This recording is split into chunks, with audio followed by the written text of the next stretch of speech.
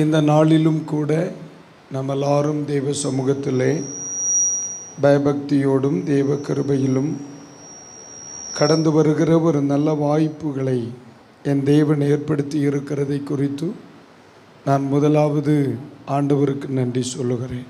கர்த்தர் நல்லவர். அல்லேலூயா, அல்லேலூயா.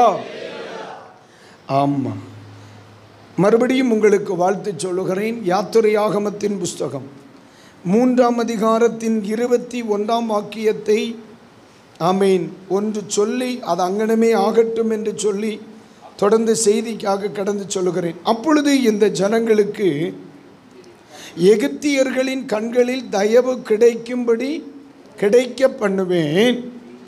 நீங்கள் போகும்போது வெறுமையாய் போவதில்லை. இந்த வார்த்தை எல்லாரும் சொல்லுங்க. நீங்கள் போகும்போது வெறுமையாய் போவதில்லை. இது பிரசங்கமெல்லாம் இல்லை, தட் இஸ் கன்க்ளூஷன். இது முடிவு நேரத்தில் சொல்கிறது, ஆரம்பத்தில் சொல்லிடும், கடைசியில் சொல்கிறதுக்கு வாய்ப்பு கிடைக்காம போயிட்டா இல்லையா? ஆமாம், நீங்கள் போகும் பொழுது வெறுமையாய் என்ன செய்வதில்லை. வேதம் மிக அழகாய் சொல்லுகிற ஒரு வசனம். தேவன் எல்லாவற்றையும் அதன் அதன் காலங்களில் நேர்த்தியாய் செய்கிறார், செய்திருக்கிறார், செய்கிறார், செய்திருக்கிறார். அப்படித்தான் பைபிள் சொல்லுகிறது, செய்திருக்கிறார். தேவன் எல்லாவற்றையும் அதன் அதன் காலங்களிலே. நம்முடைய ஆண்டவர், இன்னைக்கு செய்தியினுடைய தலைப்பு நேர்த்தியாய் செய்கிற ஆண்டவர். சொல்லுங்க அந்த வார்த்தையை ஒரு முறை கூட சொல்லுங்க. உங்களை பார்த்து அப்படி ஜாலியாக கேட்குறேன், என் ஜெபங்களுக்கு எல்லாவற்றுக்கும் பதில் கிடைக்கிறது என்று சொல்கிறவர்கள் மட்டும் கைகளை தூக்கி ஒரு அல்லேலூயா சொல்லுங்க. அப்படின்னா நீங்கள் சரியில்லைன்னு அர்த்தம். உங்கள் ஜெபங்கள் எல்லாவற்றுக்கும் உங்களுக்கு பதில் கிடைக்கிறது என்று சொன்னால் நீங்கள் சரியில்லை என்ற அர்த்தம். எப்பொழுது நம்முடைய தனிப்பட்ட வாழ்க்கையில் நம்முடைய ஜெபங்கள் பலதும் தாமதிக்கிறதோ அல்லது நிறைவேறாமல் இருக்கிறதோ, பதில் வராமல் இருக்கிறதோ, அப்படியானால் நீங்கள் புரிந்து கொள்ள வேண்டும், நீங்கள் சரியான பாதையில் பயணித்து கொண்டிருக்கிறீர்கள். அப்போ சாதாரணமாக எல்லாரும் பேசுகிறது கொஞ்சம் வித்தியாசமாக இருக்கா இல்லையா? உண்மையாக சொல்கிறேன், ஏன் ஜெபங்களுக்கெல்லாம் சரியாக பதிலே வரலை. நிறைய ஜெபங்கள் இன்னும் நிறைவேறாமல் இருக்கிறது. சில ஜெபங்கள் மறந்தே போச்சு. சில ஜெபங்களெல்லாம் ஏம்னே கேட்கலை. ஆமாம், நம்ம நினைக்கிற மாதிரி நடக்குதுன்னா வண்டி நம்ம டிரைவராக இருக்கோம்னு அர்த்தம். நம்ம நினைக்கிறது எதுவுமே நடக்கலைன்னா அவர் டிரைவராக இருக்காருன்னு அர்த்தம். அவ்வளோதான், வேறு ஒன்றும் இல்லை. நம்ம ஜெபிக்கிறது எல்லாமே அப்படியே ஆகுதுன்னா மாம்சத்தில் வண்டி ஓடுதுன்னு அர்த்தம். நம்ம ஜெபிக்கிறது தலை மாதிரி நடக்குதுன்னா ஆவியில் வண்டி ஓடுதுன்னு அர்த்தம். அதனால தான் சொல்கிறேன், உங்களை நடத்துகிறவர் யார் என்று அடையாளம் காண கிருபை தருவாரா. நான் இது ஆரம்பத்தில் எல்லாம் நம்ம அடிக்கடி சோர்ந்து போயிடுவோம்.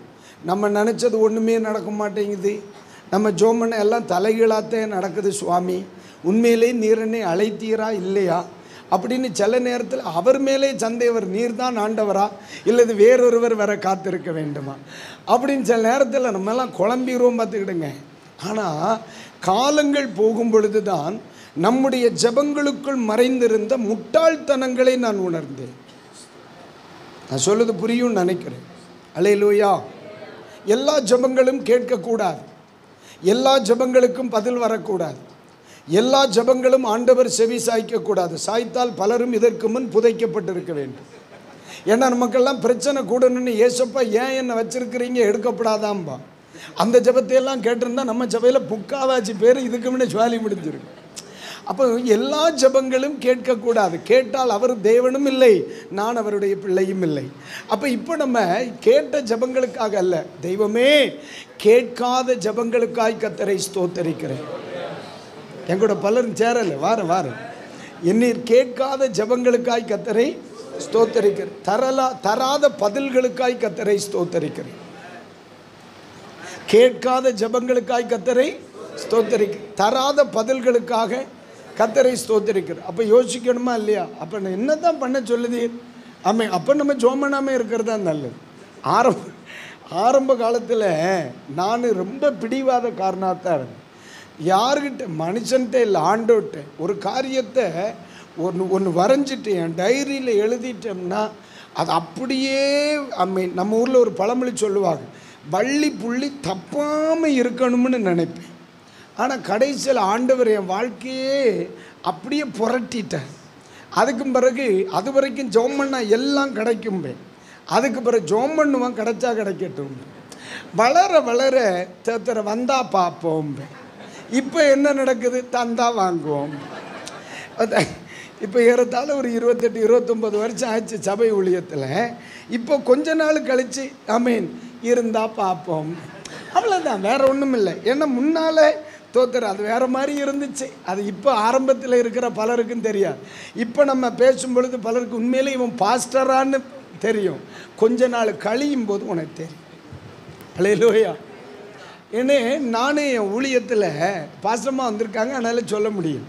நானும் ஊழியத்துக்கு வரும்பொழுது ஒரு பக்காவாக ஒரு பிளான் வச்சுருந்தேன். பார்த்துக்கிட்டு ஒரு பெரிய சபையை கட்டணும், 2வது ஒரு அழகான வீட்டை கட்டணும், 3வது பையனுக்கு ஒரு கார் வாங்கணும், அப்புறம் கல்யாணம் பண்ணணும். நல்லா தானே இருக்குது. முதல்ல என்னது, சபையை கட்டணும். முதலாவது தேவனுடைய ராஜ்யம். நல்லது தானே. அப்போ சபையை கட்டும் பொழுது 2வது கத்தர் என்ன கட்டுவா, தாவீது கதானே செய்திருக்கா. அப்போ நம்ம சபையை கட்ட ஆசைப்படும் பொழுது அவர் நமக்கு என்ன செய்வார், வீட்டை கட்டுவார். அப்புறம் நமக்கு என்ன வேண்டிய இருக்குது, அவ்வளோதான். தாவீது அதெல்லாம் சம்பாதிச்சிருக்கார், ரதங்கள் கார்னு. அப்போ நமக்கு கார் வேணும். அதுக்கு பிறகு தான் நம்ம என்ன செய்யணும், கல்யாணம் பண்ணணும். நம்ம படுற பாடு நம்ம பொஞ்சாது என்ன செய்யப்படாது, படப்படாதுன்னு சொல்லி ஜபம்னா ஜபம், உங்கள் வீட்டு ஜபம் எங்கள் வீட்டு ஜபமா, போராடி பார்த்தேன், பிடிச்சு பார்த்தேன், விடாமல் வச்சு பார்த்தேன். ஆமீன். ஆண்டவர் அப்படியே செய்தார். எப்படி செய்தார் தெரியுமா, நேர தலைமாற்றி ஆரம்பித்தார்.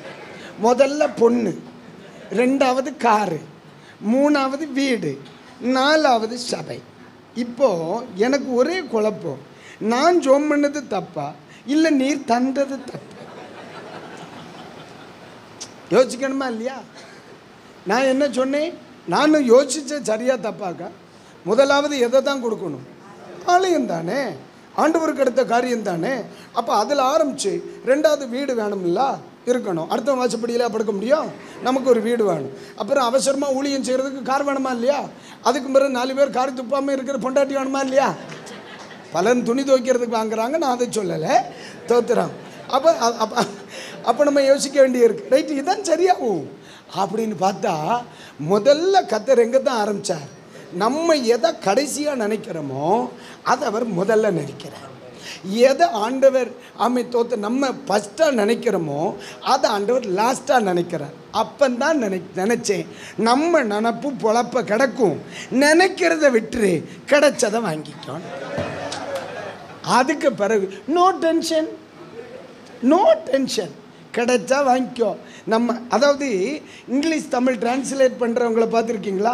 தமிழ் கடைசியாக எதை முடிப்போமோ அதுதான் இங்கிலீஷில் ஃபஸ்ட்டு ஆரம்பிக்கும். அதே தான் சில நேரத்தில் நம்ம இங்கிலீஷ்காரங்கன்னு நினச்சிட்டு போயிட வேண்டியதாம்னே. அல்லேலூயா. அதனால் கேட்ட ஜபத்துக்காய் ஸ்தோத்திரம், கேட்காத ஜபத்துக்காய் டபுள் ஸ்தோத்திரம். அல்லேலூயா. தந்த நன்மைகளுக்காய் ஸ்தோத்திரம், தராத நன்மைகளுக்காய் ட்ரிபிள் ஸ்தோத்திரம். அல்லேலூயா. ஏன்னு கேட்டுக்க, நான் ஆரம்ப காலத்தில் ஒரு 10 வருஷம் ஜபமெல்லாம் தோத்திரம். உங்கள் வீட்டு ஜபம் எங்கள் வீட்டு ஜபம் இல்லை. சராசரி 8 மணி நேரம், சராசரி 8 மணி நேரம் ஃபர் டே தோத்திரம். விளையாட்டு ஒன்றும் கிடையாது, திட்டமிட்டு ஜோம் பண்ணுறவேன். 10 வருஷம் விட்டு பிடிக்கவே இல்லை. ஜபம் ஜபம் ஜபம் ஜபம் தோத்திரம். ஆனால் ஜபம் வளரவே இல்லை. சபை வளரவே இல்லை. நானும் நல்லா பார்த்தேன். கடைசியில் ஜபத்துக்கு மேலே ஒரு டவுட் வந்துருச்சு. அவருக்கு செவி கேட்கலையா இல்லை நம்ம சவுண்டு சரியில்லையா அப்படின்னு ஒரு டவுட் வந்து ஜபத்தை விடலை, கண்டினியூ பண்ணிட்டு தான் இருந்தேன். ஆனால் உண்மையிலே சொல்கிறோம்னே, அக்காலங்களில் என்னை சோர பண்ணின ஒரு காரியம் உண்டு. நான் இவ்வளோ ஜோம் பண்ணுறேனே, அதாவது ஒரு ஞாயிற்றுக்கிழமை ஆராதனைக்கு 16 மணி நேரம் ஜோம் பண்ணாமல் பலிபீடத்துக்கு வரமாட்டேன். அந்த 16 மணி நேரம் ஜோம் பண்ணி பஸ்ஸுக்கு காசு இல்லாமல் 10.5 கிலோமீட்டர் நடந்து வந்து இங்கே உட்காந்தா ஒரு நாரப்பயிலும் வரமாட்டேன், ஒன்று மட்டும் இருக்க மாட்டேன். இப்போ எனக்கு என்ன தோணுதுன்னா, வந்த நான் தப்பா, கேட்ட நீர் தப்பா? சில நேரத்தில் உங்களுக்கு ஒரு மாதிரி தெரியுதா இல்லையா? ஒரு பாட்டு எழுதியிருக்கேன், ஐ மீன் துன்மார்க்கன் நம்ம ஜோம் பண்ணுறவன் நம்ம தோற்று போய் வருவோம், அவன் 10 பைசா பிரயோஜனப்படாத நாரப்பே அவன் ஜெயிச்சுட்டு வரலாம். ஆமாம், தோத்துற போலீஸுக்கு பிடிச்சிட்டு போவாங்களா? தோத்துற நம்ம தலை குனிஞ்சு நான் இனி கூட்டம் நடத்த மாட்டேன், இவன் வீட்டுக்கு வரமாட்டேன், இந்த ஊருக்கு வரமாட்டேன்னு நான் எழுதிட்டு வருவேன். ஜெபிக்கிற நம்ம, அவன் முழு குடிகாரப்ப, அவன் சைடில் அரசியல் பக்கத்தில் இருக்குது, அதிகாரி பக்கத்தில் இருக்கு, அவன் நினைக்கிறதெல்லாம் என்ன செய்யுது, நடக்குது. கடைசியில் ஒரு நாள் கடுப்பளவு ஒரு பாட்டை எழுதிவிட்டேன். துன்மார்க்கன் ஜெயிக்கிறானே காரணம் என்னவோ, என்னோடு நீர் இல்லையா, உம்மோடு நான் இல்லையா. துன்மார்க்கன் ஜெயிக்கிறானே காரணம் என்னவோ, என்னோடு நீர் இல்லையா, உம்மோடு நான் இல்லையா. நன்மை செய்ய முயன்றும் நிந்திக்கப்படுகிறேனே, காரணம் தான் என்னவோ. நன்மை செய்ய முயன்றும் நிந்திக்கப்படுகிறேனே, காரணம் தான் என்னவோ. காரணம் தான் என்னவோ. என்னோடு நீ இல்லையா, உம்மோடு நான் இல்லையா. துன்மார்க்கன் ஜெயிக்கிறானே காரணம் என்னவோ, என்னோடு நீர் இல்லையா, உம்மோடு நான் இல்லையா. தந்திட்ட தரிசனங்கள் தாமதமாகுதே, உம்மோடு நான் இல்லையா. தந்திட்ட தரிசனங்கள் தாமதமாகுதே, உன்னோடு நீ இல்லையா. உம்மோடு நான் இல்லையா, உம்மோடு நான் இல்லையா. துன்மார்க்கன் ஜெயிக்கிறானே காரணம் என்னவோ, என்னோடு நீர் இல்லையா, உம்மோடு நான் இல்லையா. அல்லேலூயா. இது எழுதுனப்போ இனி இந்த ஊழியம் வேண்டாம்னு தண்டாவாளத்தில் போய் சாக இருந்தப்போ பாடின பாட்டு இது. இதுக்கு மேலே வேண்டாம், நீங்கள் பேரப்படாதுல்ல. சரி, கைகளை உயர்த்தி வர. அல்லேலூயா, அல்லேலூயா. கர்த்தருக்கு ஸ்தோத்திரம் உண்டாகும்.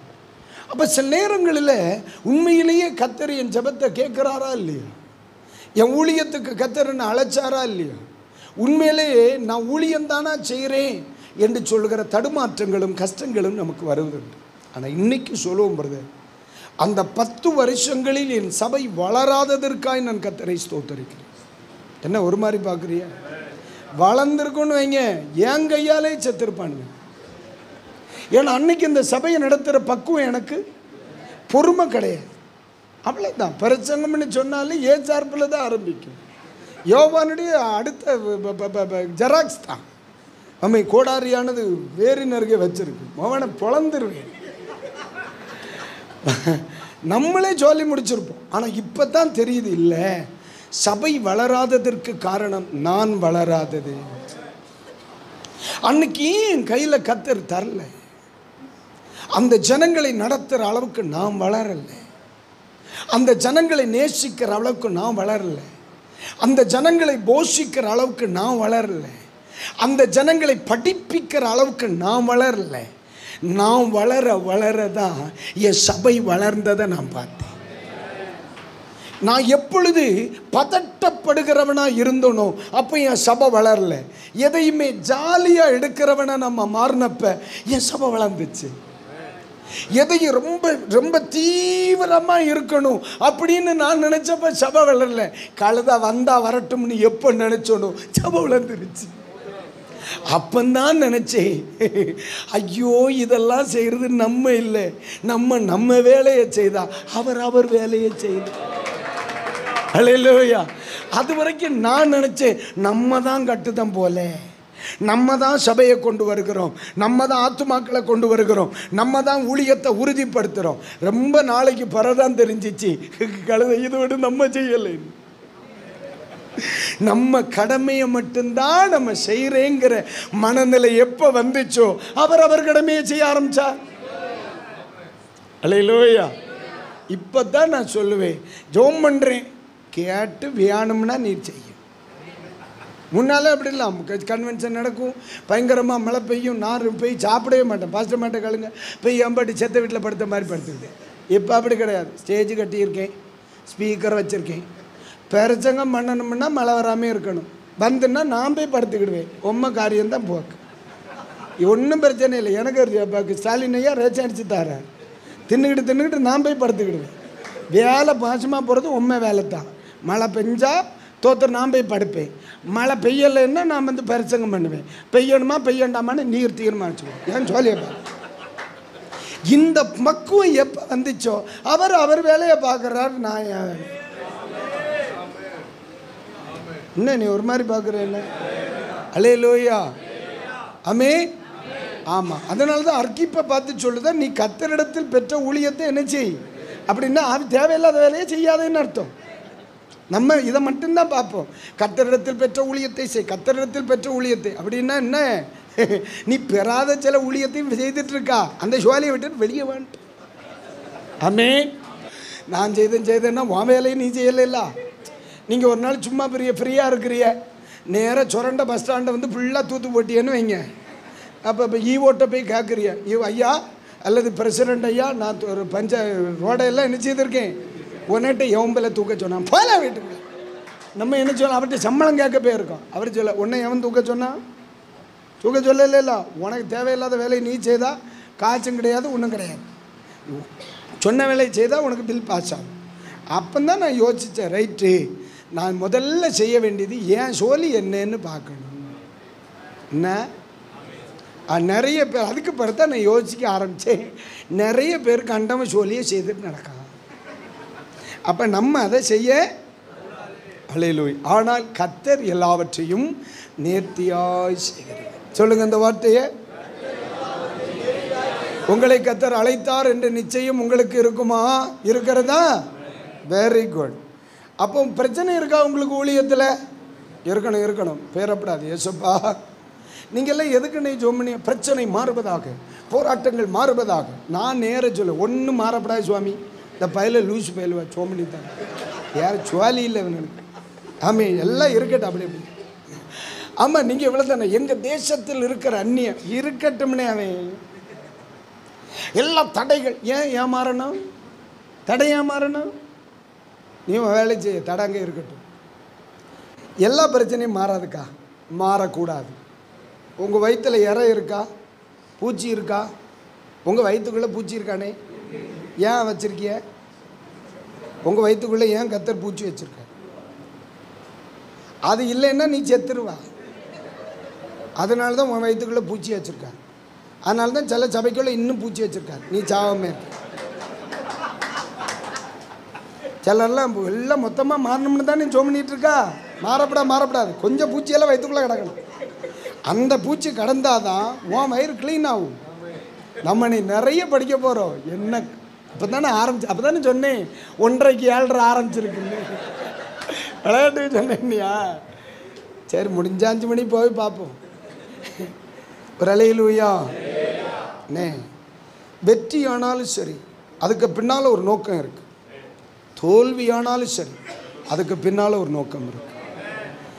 தடை ஆனாலும் சரி, அதுக்கு பின்னால் ஒரு நோக்கம் இருக்குது. வெற்றி ஆனாலும் சரி, அதுக்கு பின்னால் ஒரு நோக்கம் இருக்குது. பலகீனம் ஆனாலும் சரி, அதுக்கு பின்னால் ஒரு நோக்கம் இருக்குது. தாமதம் ஆனாலும் சரி, அதுக்கு பின்னால் ஒரு நோக்கம் இருக்குது. நான் சொல்ல புரியுதாம்மா? தடை செய்கிறான். தேவரீ சகலத்தையும் செய்ய வல்லவர். இதையை நீங்கள் சொல்லுங்க. தடைபடாது. அதை நான் செய்கிறேன் என்றால் தடைபட வாய்ப்பு இருக்கிறது. அதை அவரை செய்ய நான் விட்டுவிட்டால் அது ஒரு காலமும் தடை. அப்ப தடை மாற வேண்டும் என்று நான் சொல்ல வேண்டிய அவசியம் எனக்கு இல்லை. ஏன்? நான் செய்கிறவனானால் தடை மாற நான் போராட வேண்டும். அதை நான் செய்யவில்லை, அவர் கையில் ஒப்புக் கொடுக்கிறேன். ஆகையால் அது ஒரு நாளும் தடைபடுவது. இந்த நம்பிக்கை உள்ளவர்களுக்கு சொல்லுகிறேன், நீங்கள் அனுபவிக்கிற சில தடைகள் அல்ல, தேவனுடைய தாமதங்களே என்பதை பரிசுத்த ஆவியானவர் சொல்றார். நீங்க நினைக்கிறீங்க தடைன்னு நினைக்கிறீங்க, நீங்க நினைச்ச நேரத்தில் அது நடக்காத உடனே நீங்க உடனே ஃபிக்ஸ் பண்ணிடுறீங்க இது என்னது தடை. அடுத்து இன்னொரு பேப்பைலுக்கு நீங்க கிரெடிட் கொடுக்குறீங்க, எல்லாம் அவன் பண்ற வேலை தானே, பண்றது இவர், கிரெடிட்டுக்கு யாருக்கு போகுது? ஆண்டவர் தாமதம் பண்ணுகிறார். ஆனால் நம்ம தடை என்று நினைத்து யார் பசம் கொண்டு வர்றோம்? இது யாரால தான் வந்துச்சு? பிசாசு தான் பண்ணுறான். ஆண்டவர் சொல்லார், என்னடா நீ பண்ணுறது நானுடா, ஏன்டா அவனுக்கு போய் சர்டிஃபிகேட் கொடுக்குற அப்படின்னு அவர் வேற கடுப்பாக இருக்கார். இருந்தாலும் பரவாயில்ல, நம்மளை கொல்லாமல் போட்டிருக்கார் பார்த்தியா, அதுதான் நம்முடைய ஆண்டவர் அன்புள்ளவ. தேவனுடைய ஒவ்வொரு செயலுக்கு பின்னாலேயும் தேவனுடைய திட்டங்கள் இருக்கிறதை நான் கண்டேன். ஆகவே இன்றைக்கு நான் தெளிவாய் சொல்லுகிறேன் பாஸ்டரையா, தேவனுடைய சித்தத்துக்கு ஒப்பு கொடுக்க பரிசுத்தவான்கள் சொன்னார்களே, அது உண்மை, ஆழச் சிறந்தது. சில காரியங்கள் நீங்கள் நினைத்த காரியங்கள் நினைத்திராத நேரத்தில் செய்வது தான் தேவனுடைய அழகான தெய்வ திட்டம். ஒரு ஆமென். ஆண்டவருடைய ஒவ்வொரு செயல்களுக்கு பின்னால் இருந்த சில ரகசியங்களை நான் பார்த்தேன். படிக்கலாமா? நம்ம உங்களுக்கு ரொம்ப தெரிஞ்ச சில காரியங்களை நம்ம ரிமைண்ட் பண்ணுவோம். அண்ணே, நீங்கள் யாராவது தூக்கம் வந்துச்சுன்னா எனக்கு கண்ணுக்கு படாமல் தூங்குங்க. என்ன அப்படின்னா, எனக்கு இந்த மானச்சூடெல்லாம் கிடையாது, நான் பழிச்சுன்னு சொல்லிடுவேன். இப்போ நம்ம யோசிப்போமா, நியாயாதிபதிகளின் புஸ்தகம் எடுங்க. நியாயாதிபதிகள் யாராவது வாசிச்சு உதவிச்சு எல்லாம்ல பொருத்தனை பண்ணியால வாய திறக்க மாட்டோம்னு. 3ஆம் அதிகாரம் எடுங்க. நியாயாதிபதிகளின் புஸ்தகம் 3ஆம் அதிகாரம் எடுங்க. அதில் 1 முதலான வசனங்களை, கானான் தேசத்தில் சகல யுத்தங்களையும் அறியாதிருந்த இஸ்ரவேலராகிய அனைவரையும் சோதிப்பதற்காகவும் இஸ்ரவேல் புத்திரர் சந்ததியாரும் அதற்கு முன் யுத்தம் செய்ய அறியாதிருந்தவர்களும் அறியும்படி கர்த்தர் விட்டு வைத்த ஜாதிகள் யார் என்றால், ஆமென். போதும், ஒரு அல்லேலூயா சொல்லுங்க. இந்த இஸ்ரவேல் ஜனங்களை பார்த்து ஆண்டவர் ஏற்கனவே ஒரு வார்த்தை, நீங்க இப்படி வாசிச்சு தந்தா போதுமா, மைக் வேணும்னு. ஆண்டவர் சொன்ன ஒரு வார்த்தை, உங்களுக்கு முன்னே ஜாதிகளை நான் என்ன செய்து விடுவேன், துரத்தி விடுவேன். அதுதான் காமன் மேன். வாங்க, 7 விதமான ஜாதிகளை உங்களுக்கு முன்னிருந்து நான் என்ன செய்வேன். அதாவது உபாகமத்தின் புஸ்தகம் 7ஆம் அதிகாரம் 1-2 வசனங்களை படிக்கும் பொழுது பைபிள் சொல்லுது, நான் இந்த 7 விதமான ஜாதிகளையும் பலத்த ஜாதிகளை உனக்கு முன்பாக சொல்லுங்க, கர்த்தர் உன்னை பிரவேசிக்க பண்ணி உன்னை பார்க்கிலும் ஜனம் பெருத்த ஜாதியாகிய, படிங்க பார்க்கலாம் மேலே பார்த்து, ஏத்தியர், கிர்காசியர், எமோரியர், கானானியர், பெரிசியர், ஏவியர், எபூசியர் என்னும் 7 பலத்த ஜாதிகளை உனக்கு முன்பாக. இதை செய்கிறவர் யார்? கர்த்தர் தான். ஆனால் தேவன் வாக்கு மாறுகிறவர் அல்ல. இங்கே ஆண்டவர் சொல்லுகிற, உன்னை பிரவேசிக்க பண்ணும் பொழுது, அந்த இடத்துல சொல்ல, நீ உள்ள என்றாகும் பொழுது இவங்களை வெளியே கொண்டு வருவேன், நீ உள்ள வரும் பொழுது இவர்கள் வெளியே வருவார்கள். இதுதான் உண்மை. ஆண்டவர் சொன்ன வாக்குத்தத்தம் இதுதான். ஆனால் பைபிள் என்ன சொல்லுது, இந்த 2ஆம் வசனம், நியாயாதிபதிகள் 3ஆம் அதிகாரம் 2ஆம் வசனத்திலே சிலரை விட்டு வைத்தார். அப்போ ஆண்டவர் இந்த இடத்துல சொன்னதை செய்யவில்லை. நம்ம காரணம் இதெல்லாம் நீங்கள் பலமுறை பேசுனதான். ஆனால் இன்றைக்கி வேற ஒரு ரூட்டில் நம்ம வருவோம், நைஸாக ஆரம்பித்து டைட்டாக முடிப்போம். நீங்கள் நல்லா கவனிங்க, கர்த்தர் சொல்லியும் செய்யாதிருப்பாரா? செய்யாதிருக்க மாட்டார். அவர் சொல்ல ஆகும், கட்டளையிட நிற்கும். இங்கே என்ன சொல்லுகிற, நீ உள்ள வரும் பொழுது இவர்களை நான் என்ன செய்வேன். ஆனால் துரத்துவேன் என்றவர் சிலதை விட்டு வைத்தார். துரத்துவேன் என்றவர், அப்போ சில வருடங்களுக்கு முன்னே என் காது கேட்ட தேவ வார்த்தை என் வாழ்க்கையில் பரிபூரணமாய் நிறைவேறவில்லை. சில நாட்களுக்கு முன்னே கர்த்தர் என்னை பார்த்து சொன்னார், நீ இதற்குள் பிரவேசிக்கும் பொழுது சத்துருக்கள் பூரணமா வெளியே போவாக. இது ஆண்டவர் எனக்கு சொன்னார். இப்ப நான் சொல்றேன், கர்த்தர் எனக்கு சொன்ன வார்த்தை பூரணமாக நிறைவேறவில்லை. அல்லேலூயா, அல்லேலூயா, கர்த்தருக்கு ஸ்தோத்திரம் உண்டாகட்டும். அப்ப இந்த இடத்துல ஆண்டவர் ஏன் இப்படி செய்யணும்? ஆண்டவர் ஏன் இதை செய்யாம விடணும்? ஆண்டவர் ஏன் சொன்ன காரியத்தை மாற்றி செய்யணும் அப்படின்னு யோசித்தா, ஆண்டவர் சிலதை செய்யாதிருப்பதற்கு பின்னும் பலன் எனக்கு தான். அல்லேலூயா.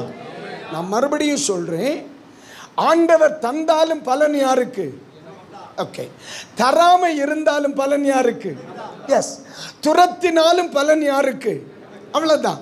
துரத்தாமல் போனாலும் பலன் யாரு? அவ்வளவுதான். பைபிள் சொல்லுது, கர்த்தர் எதை செய்தாலும், இன்னைக்கு ராத்திரி சொல்றேன், கர்த்தர் எதை செய்தாலும் நன்மை அனுபவிக்கிறவன் நான் தான். அல்லேலூயா. அதனால எது நடந்தாலும் ஆண்டவருக்கு ஸ்தோத்திரம் சொல்ல. புரியல? அல்லேலூயா, அல்லேலூயா. ஒரு முறை ஒரு ஒரு ஒரு உதாரணத்தை சொல்றேன். ஒரு தம்பி டிப்ளமா முடிச்சான். டிப்ளமா முடிச்சுட்டு பிஇ ஜாயின் பண்ணுறான். நல்லா படிக்கிறோம் பையன் பண்ணுறதே. பிஇக்கு போன பிறகு இவனுக்கு 13 அரியர். இவனால் எவ்வளவா பிரயாசப்பட்டு பார்த்தான், அந்த பிஇ அவனால் பாஸ் ஆக முடியலை. உபவாசம் பண்ணி பார்த்தாக்க தலைகீழ நின்று பண்ணாங்களான்னு தெரியல. தோத்துற படாத பாடுபட்ட இவன் என்ன செய்யலை, பிஇ பாஸ் ஆக. அப்போ ஆரம்பத்தில் நினச்சாக தோத்துறோம் ஏதோ போராட்டம் போல. நிறைய உபவாச கூட்டத்தில் தனியாலாம் இருந்து ஜோம் பண்ணி பார்த்தாக என்னால் என் அறிவுக்கு அவங்க ஜெபம் கேட்ட மாதிரி. ஏன்னா அரியர் மாறலையே, 13 அரியர்னே சூனியம் பண்ண மாதிரி இருந்துச்சு. அதாவது அப்பப்போ எழுதி ஒன்னொன்னாவது பாஸ் ஆகலாம்ல, வரவே இல்லை. ஆனால் உண்மையிலே சொல்லுதே, ஒரு 3.5-4 வருஷங்கள் கழித்து ஒரு அருமையான வேலை வாய்ப்பு வருது. அருமையான வேலை வாய்ப்பு வருது. அது யாருக்கு வருது தெரியுமா? டிப்ளமோ படித்தவனுக்கு வருது.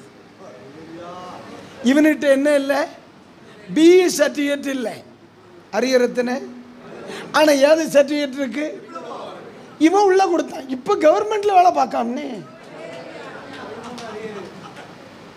இப்போ அவன்கிட்ட சொல்லுங்க அரியரை எழுதுன்னு, சத்தியமான எழுத மாட்டேன். அப்போ ஒரு மனிதனுடைய தோல்விக்கு பின்னால இருக்கிற தேவ திட்டத்தை பாரு. புரியுதா இல்லையா? சில நேரத்தில் சேட்டையை பார்த்துருமா. ஆனால் அந்த 3 வருஷம் இப்போ இந்த பிஇ படிக்கிறதுக்கு ஃபீஸ் கட்ட பணம் கொடுத்தாரு பாரு, அதுவும் அவர் தான் கொடுத்துருக்காரு. ஃபீஸும் கட்ட வச்சு 3 வருஷம் படிக்க வச்சு ஃபெயிலாகவும் வச்சிருக்காரு பாரு. அதுதான் இவரை புரியவே முடிய மாட்டேங்குது. உங்களுக்கு அவர் நினச்ச ஒரு மாதிரி வருதா இல்லையா? வரும். இன்னும் தான் நம்ம போகிறோம், வந்துதான் அவன். அல்லேலூயா. எனக்கு நான் கச்சரை புரிகிற அளவிற்கு ஒரு மனிதன் சரியாக அவரை புரிஞ்சுக்கிட்டா பிரச்சனையெல்லாம் அவனுக்கு சப்ப மேட்டடா. ஆண்டவரை ஒரு மனுஷன் புரிய வேண்டிய இடத்துல கரெக்டாக புரிஞ்சுட்டான்னா முன்னால் எமயமேலே இந்த நாள் போல தூர அப்புறம் போயிட்டே இருக்காது. ஏன்னா அந்த தெளிவு தான். அப்போ இங்கே சொல்லப்பட்டிருக்கிறது, அண்ணே உபாகமத்தின் புஸ்தகம் 7ஆம் அதிகாரத்தில் நான் மொத்தமாக என்ன செய்திருவேன், நீ உள்ளே வர்றதான் சரிப்பா, உள்ளே வரும் பொழுது அமை தோத்துற மொத்தமாக நான் என்ன செய்திருவேன், காலி பண்ணிடுவேன்னு சொல்லிட்டு உள்ளே வந்தப்போ சொன்னார், எல்லாம் துரத்த மாட்டேன், கொஞ்சம் கொஞ்சமாக துரத்து. இப்போ நான் இந்த இடத்துல பரிசுத்த ஆவியானவரை பார்த்து கேட்டேன், என்ன இருந்தாலும் நீர் புறப்படும் பொழுது ஒன்றை சொல்லிட்டு சேர்ந்தப்போ இன்னொன்னுலாம் சொல்லியிருக்கு. அப்போ தான் ஆண்டவர் சொன்ன, என்ன செய்ய, ஒன்னால தான் அப்படி சொல்ல வேண்டியதே வந்துச்சு. என்னடான்னு கேட்டேன்னா அப்போ சொன்னா, முதல்லையே கொஞ்சம் கொஞ்சமாக துரத்துவேன்னு சொன்னால் நீ கிளம்ப மாட்டால.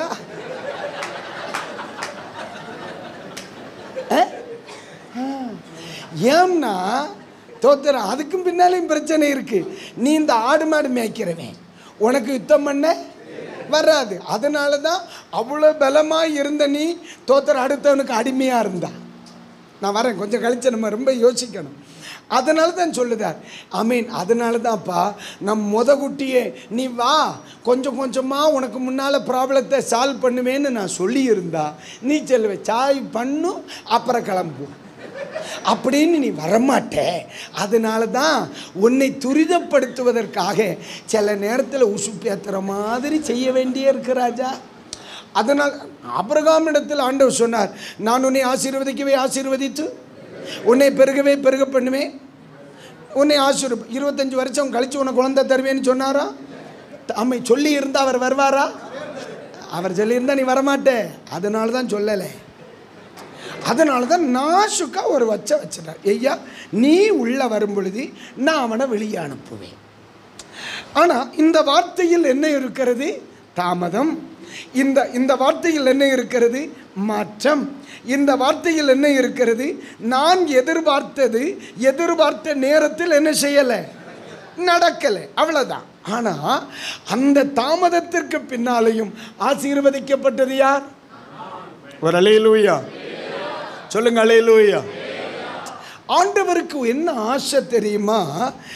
அதாவது நீங்கள் எகிப்து தேசத்தில் யோசேப்பின் குடும்பம் உள்ள என்றாகும் பொழுது, அல்லது யாக்கோபின் குடும்பம் என்றாகும் பொழுது, தோத்திரம் இவர் கேட்குறார்ல, யார்? பார்வோன் கேட்குறார், உன்னுடைய தொழில் என்ன? அதுக்கு என்ன வார்த்தை சொன்னாங்க? மேய்ப்பர்கள், ஆடு மேய்ப்பர்கள். ஆண்டவருக்கு இதில் பிடிக்கலை. நீ மேய்ப்பர்களாய் மட்டுமல்ல, என் பிள்ளைகள் யாராகவும் இருக்க வேண்டும், யுத்த வீரர்களாயும் இருக்கணும். அல்லேலூயா. நான் சொல்லுது புரியுதானே? அதுதான் மறுபடியும் சொல்கிறேன். அப்பாவனுடைய தாமதத்திற்கு பின்னும் ஒரு தேவ திட்டம் இருக்கிறது. சில காரியங்கள் நம்ம உண்மையாக இருக்கிறதுலையும் அவருக்கு ரொம்ப பிடிக்கிறதில்லை. நீ ஏன் நான் இதில் சொல்கிறேன்? உண்மையை சொல்லிட்டேன், நான் மெய்ப்பன் தான். நீ மெய்ப்பனாக இருந்ததுனால தான் உன் பலன் உனக்கு தெரியாமல் போச்சு. அதாவது எகிப்தியன் எபிரேயர்களை கண்டு என்ன செய்தான்? பயப்படுகிறான். ஆனால் பயப்படத்தக்கவர்களாக இருந்தும் இவர்கள் யாரை கண்டு பயந்தார்கள்? எகிப்தியர்களின் சாட்டையை கண்டு பயந்தார்கள். ஏன் தெரியுமா? நீ மெய்ப்பனாக இருந்ததுனால. அதனால தான் சொல்கிறார், சபைக்கு நீ மெய்ப்பனாக இருந்தாலும் தேசத்திலே நீ ஒரு யுத்த வீரனாக இருக்க. எத்தனை பேருக்கு நான் சொல்றது புரியுது? சபை ஊழியர்கள் எல்லாரும் ஒரு அல்லேலூயா சொல்லுங்க. பாஸ்டர், சபைக்கு தான் நீ மெய்ப்பன், சத்துருவுக்கு முன்னால் அல்ல. உன் பிள்ளைக்குத்தான் நீ தகப்பன், சத்துருவுக்கு முன்னல்ல. அப்ப ஆண்டவர் மெய்ப்பர்களை உலகத்திற்கு முன்னாக யாராக வைக்க பார்க்கிறார்? யுத்த வல்லுநர்களாக, யுத்த வீரர்களாக. அப்ப யுத்த வீரர்களாய் மாற்றுவதற்கு சில சத்துருக்கள் உனக்கு என்ன? அல்லேலூயா. இன்னைக்கு ராத்திரி ஆண்டவர் சொல்லுகிறார், சில தேவ ஊழியர்களை இன்னும் சில சத்துருவின் முகத்திற்கு முன்ன அவன் ஏன் வச்சிருக்கேன் தெரியுமா? அவன் மெய்ப்பனாக மட்டுமல்ல, சபைக்குள் அவன் மெய்ப்பனும், தேசத்தில் அவன் யுத்த வீரனுமாய் இருப்பதை நான் விரும்புகிறேன். அல்லேலூயா. நீங்க விரும்புறீங்களா? அப்ப கொஞ்சம் பிரச்சனை இருக்கட்டுமே.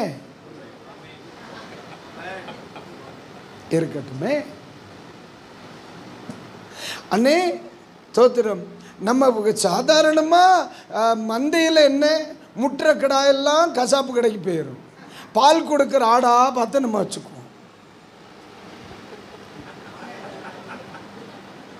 முட்டுற ஆடு, அப்பா அவனை தூக்கிடுங்க சுவாமி, கசப்பு கடை. ஏசப்பா இவன் பிரசங்கத்தை எதிர்க்கிறான், ஜபத்தை எதிர்க்கிறான், ஊழியத்துக்கு விரோதமாக எழும்பி நிற்கிறான், அது சுருண்ட கொம்புள்ள கிடா. ஆண்டவரே அவனை நீர் எடுத்து கசாப்பு கடையில் ஓடிட்ட இடத்தை நிரப்புக. அப்போ நம்ம எதை தான் விரும்புவோம்? கிடாவே இல்லாமல். கிடா வேணும் எதுக்கு? பழுகுவதற்காக மட்டும். அப்போ முட்டுற கிடா எனக்கு, குத்துற கிடாவும் எனக்கு, சவுண்டு போடுற கிடாவும் உதைக்கிற கிடாவும் எனக்கு வேண்டாம். அப்போ இந்த மாதிரி பால் கொடுக்கிற கிடாவே இருந்தா சாகிறது வரைக்கும் நீ மேய்ப்பனாத்தான் இருப்பா. ஒரு யுத்த வீரனா உன்னை இந்த உலகத்திற்கு அடையாளம் காட்ட ஆண்டவருக்கு ஆசை நீ மேய்ப்பன் மட்டுமல்ல, நீ ஒரு யுத்த வீரனா இருக்க. அல்லேலூயா. எல்லாம் பிளானிங்காக தான் போயிட்டு இருக்கு. எல்லாம் பிளானிங்காக தான் போயிட்டு இருக்கு. நம்ம தான் தப்பாக புரிஞ்சிட்டு அம்மை அவர் சிலுவையில் சொன்னதெல்லாம் நம்ம வீட்டில் சொல்கிறோம். ஏன் என்னை கைவிட்டீர்? அல்லேலூயா.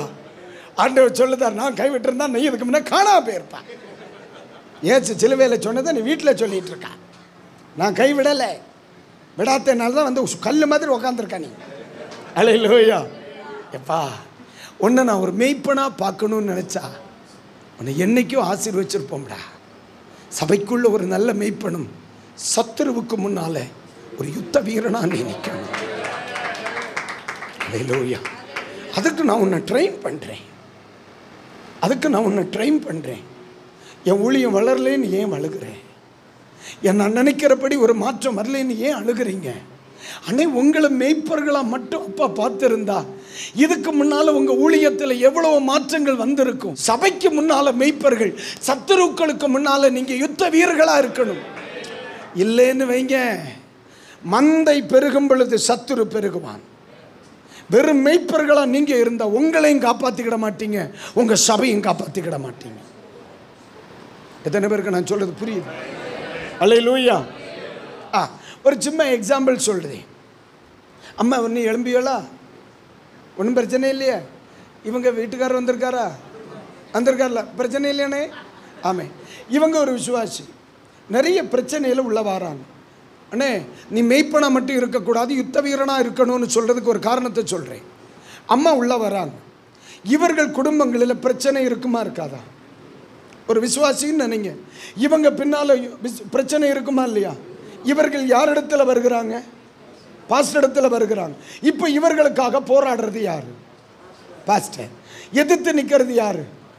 இப்போ ஒரு எக்ஸாம்பிள் சொல்லுது. ஐ மீன், சிங்கம் ஆடை என்ன செய்யுது? பிடிக்குது. தாவீது குறுக்கால போறார், ஆடு தப்பிக்குது. யார் சிக்கிக்கிறா? தாவீது சிக்கிக்கிறார். அப்போ இப்போ அம்மாவுக்கு பின்னால் 2 பேய் வருது. அம்மாவுக்கு பின்னால, இப்போ எனக்கு முன்னால் என்ன பேய்? ஏற்கனவே என் பின்னாலே கொஞ்சம் பேய் சுத்துது. இப்போ ப்ளஸ் எத்தனை ஆச்சு? இங்கே ஒரு 6 இருக்குன்னு வையானே. இப்போ 2 ஆச்சா? நீ ஏன் தெரியுமா? இங்கே வர வேண்டாம், அங்கே நின்றுக்கா. உன் பேர் என்ன? ஏஞ்சலுக்கு பின்னால் ஒரு 3 பேய் இருக்கு. இந்த 3 பேய் இங்கே வருது, இங்கே தானே வருது. இப்போ 6, 2, 5, 3 எத்தனை ஆச்சு? 8 ஆச்சா? அம்மா உன் பேர் என்ன? ஜபாவா? ஜபாக்கு கொஞ்சம் வண்ணமாக தான் இருக்கா. ஒரு 5 பேர் இருக்கட்டுமே. அப்போ 8, 5 என்னாச்சு? 13 ஆச்சு.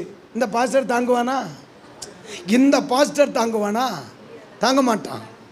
அதனால தான் ஆண்டவர் சொல்லுகிறார், மெய்ப்பனா இருந்தா இவங்களை சேர்க்க முடியும். ஆனா நீ யுத்த வீரனா இருந்தா மட்டும்தான் இவர்களை காக்க முடியும். மக்களை சொல்ற புரியுதா மக்களே?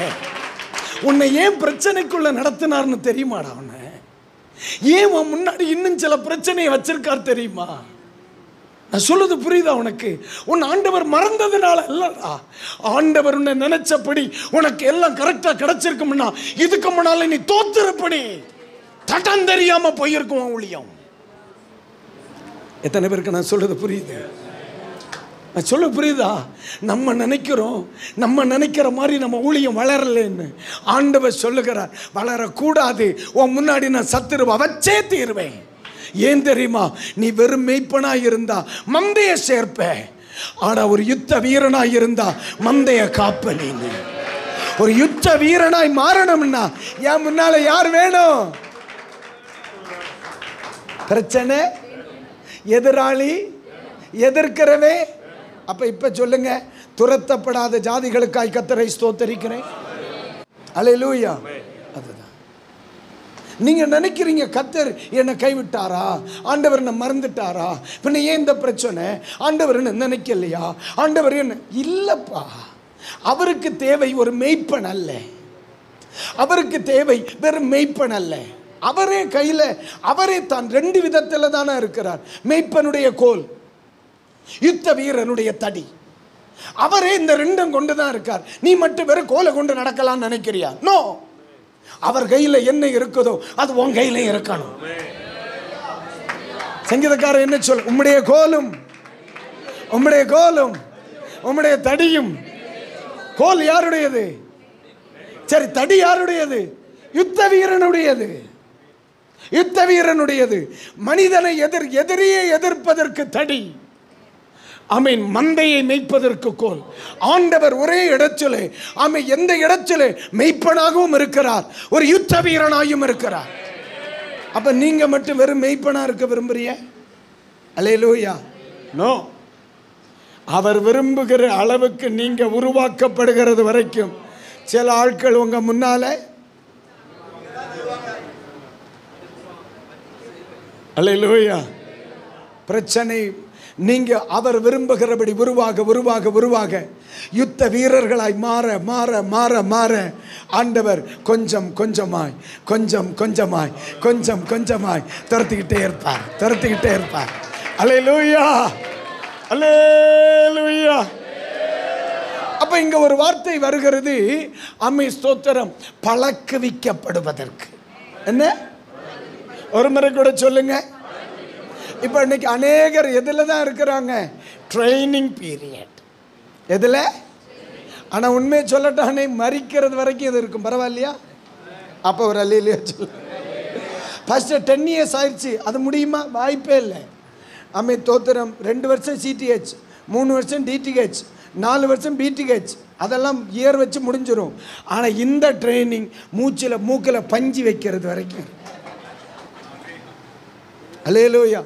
கடைசி கிராஜுவேஷன் அங்கே தான் நடக்கும். அது வரைக்கும் வகுப்பு தான். அல்லேலூயா. நம்ம நினைப்போம், அதாவது நான் ஒரு வாட்டி ஊழியத்தில் ரொம்ப பிரச்சனை. அப்போ நான் அடிக்கடி சொல்லுவேன், ஆண்டவரே சபை வளரட்டும், வளர்ந்தால் அந்த பிரச்சனை வராதுல்லப்பா, ஊழியம் வளர்ந்தால் அந்த பிரச்சனை வராது, சீக்கிரமாக வளரட்டும் அப்படின்னு ஜோம் பண்ணிகிட்டே இருப்பேன். நம்ம அப்படி தானே ஜோம் பண்ணுவோம். இன்றைக்கி பொருளாதார பிரச்சனை இருக்குது, ஒரு 100 பேர் வந்துட்டா தீந்தராதா தீந்தராதா பாருங்க. நம்ம என்ன ஜோம் பண்ணுவோம்? அண்ணே இப்போ நமக்கு பொருளாதார பிரச்சனை இருக்குன்னு வைங்க. இப்போ நம்ம என்ன செய்வோம்? ஆண்டவரே ஒரு 100 ஆத்துமா தந்தா ஆளுக்கு 100 ரூபா தரமாட்டானுங்களா, கரண்ட் பணம் கட்டிடலாம்ல. நம்ம அப்படி தானே இல்லையோ? அப்படிதானே? சபை வளர்ந்தா கடன் என்ன செய்யாது, இருக்காது. சபை வளர்ந்தா இன்னும் கொஞ்சம் நல்லா இருக்கும், இந்த பிரச்சனையெல்லாம் மாறிடும். 100 பேர் சபைக்குள்ளே வந்தால் பக்கத்து வீட்டுக்காரன் கிட்டார்த்தம் பேசுவான்றே. என்ன நல்ல மசில் பவரில் 10 பேர் உன் கூட இருந்தால் ஒத்தப்ப எந்திரிச்சு நிற்க மாட்டான், தெரியுமா உனக்கு? முதல்ல 4 பேர் விளையாடுற பயலை பார்த்து சபைக்குள்ளே உருவாக்கு, பிரச்சனை சால்வ் ஆகும். சரி, அதை விடுவோம். அப்போ நீங்கள் கவனிங்க, நம்ம போராடி ஜோம் பண்ணிட்டு இருந்தோம். அப்போ நம்ம மனசில் என்ன இருந்துச்சு? ஆமாம், சபை வளர்ந்தால் பிரச்சனை என்ன செய்திடும், இருக்காதுன்ட்டு. நம்ம ஊரில் ஒரு போதகர் முகாம் ஒன்று நடந்துச்சு. அப்போது நம்ம பால் தங்கியா பாஸ்டர் என்ன செய்திருந்தாங்க, பிரசங்கத்துக்கு வந்திருந்தார். அப்போ பிரசங்கத்துக்கு வந்த மனுஷன் என்ன சொன்னார் தெரியுமா? அன்பானவர்களே, நான் உங்களுக்கு ஒரு பாட்டு பாட போகிறேன், பழக்க வைக்க போகிறேன்னு சொல்லி அழகாக ஒரு பாட்டை பாடினார். அது என்ன பாட்டு தெரியுமா? சோர்வான ஆவியை நீக்கும், துயர ஆவியை அகற்றும், காகத்தின் வம்சம்னால் அல்ல, சிங்கத்தின் குட்டி நானே. தேடிப்பார், கிடைக்குமான்னு பார்ப்போம். அல்லேலூயா. சோர்வான ஆவியை நீக்கும், துயர ஆவியை அகற்றும், காகத்தின் தீயில் மாறும் அப்பா வேண்டுகிறேன். நல்ல பாட்டு பாடுங்க. சோர்வான ஆவியை நீக்கும், துயர ஆவியை அகற்றும், கண்ணீரின் மத்தியில் வாரும் அப்பா வேண்டுகிறேன்.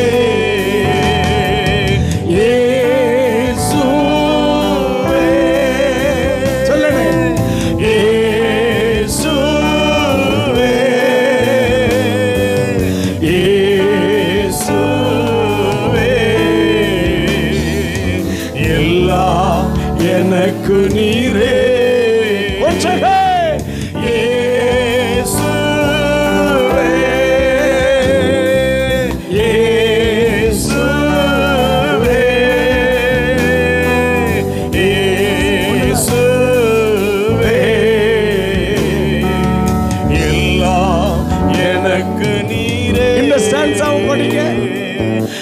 காத்திருந்து பலன் பெறுவே. கழுகு போல பரப்பே, காகத்தின் வம்சம் நான் அல்ல, சிங்கத்தின் குட்டி நானே.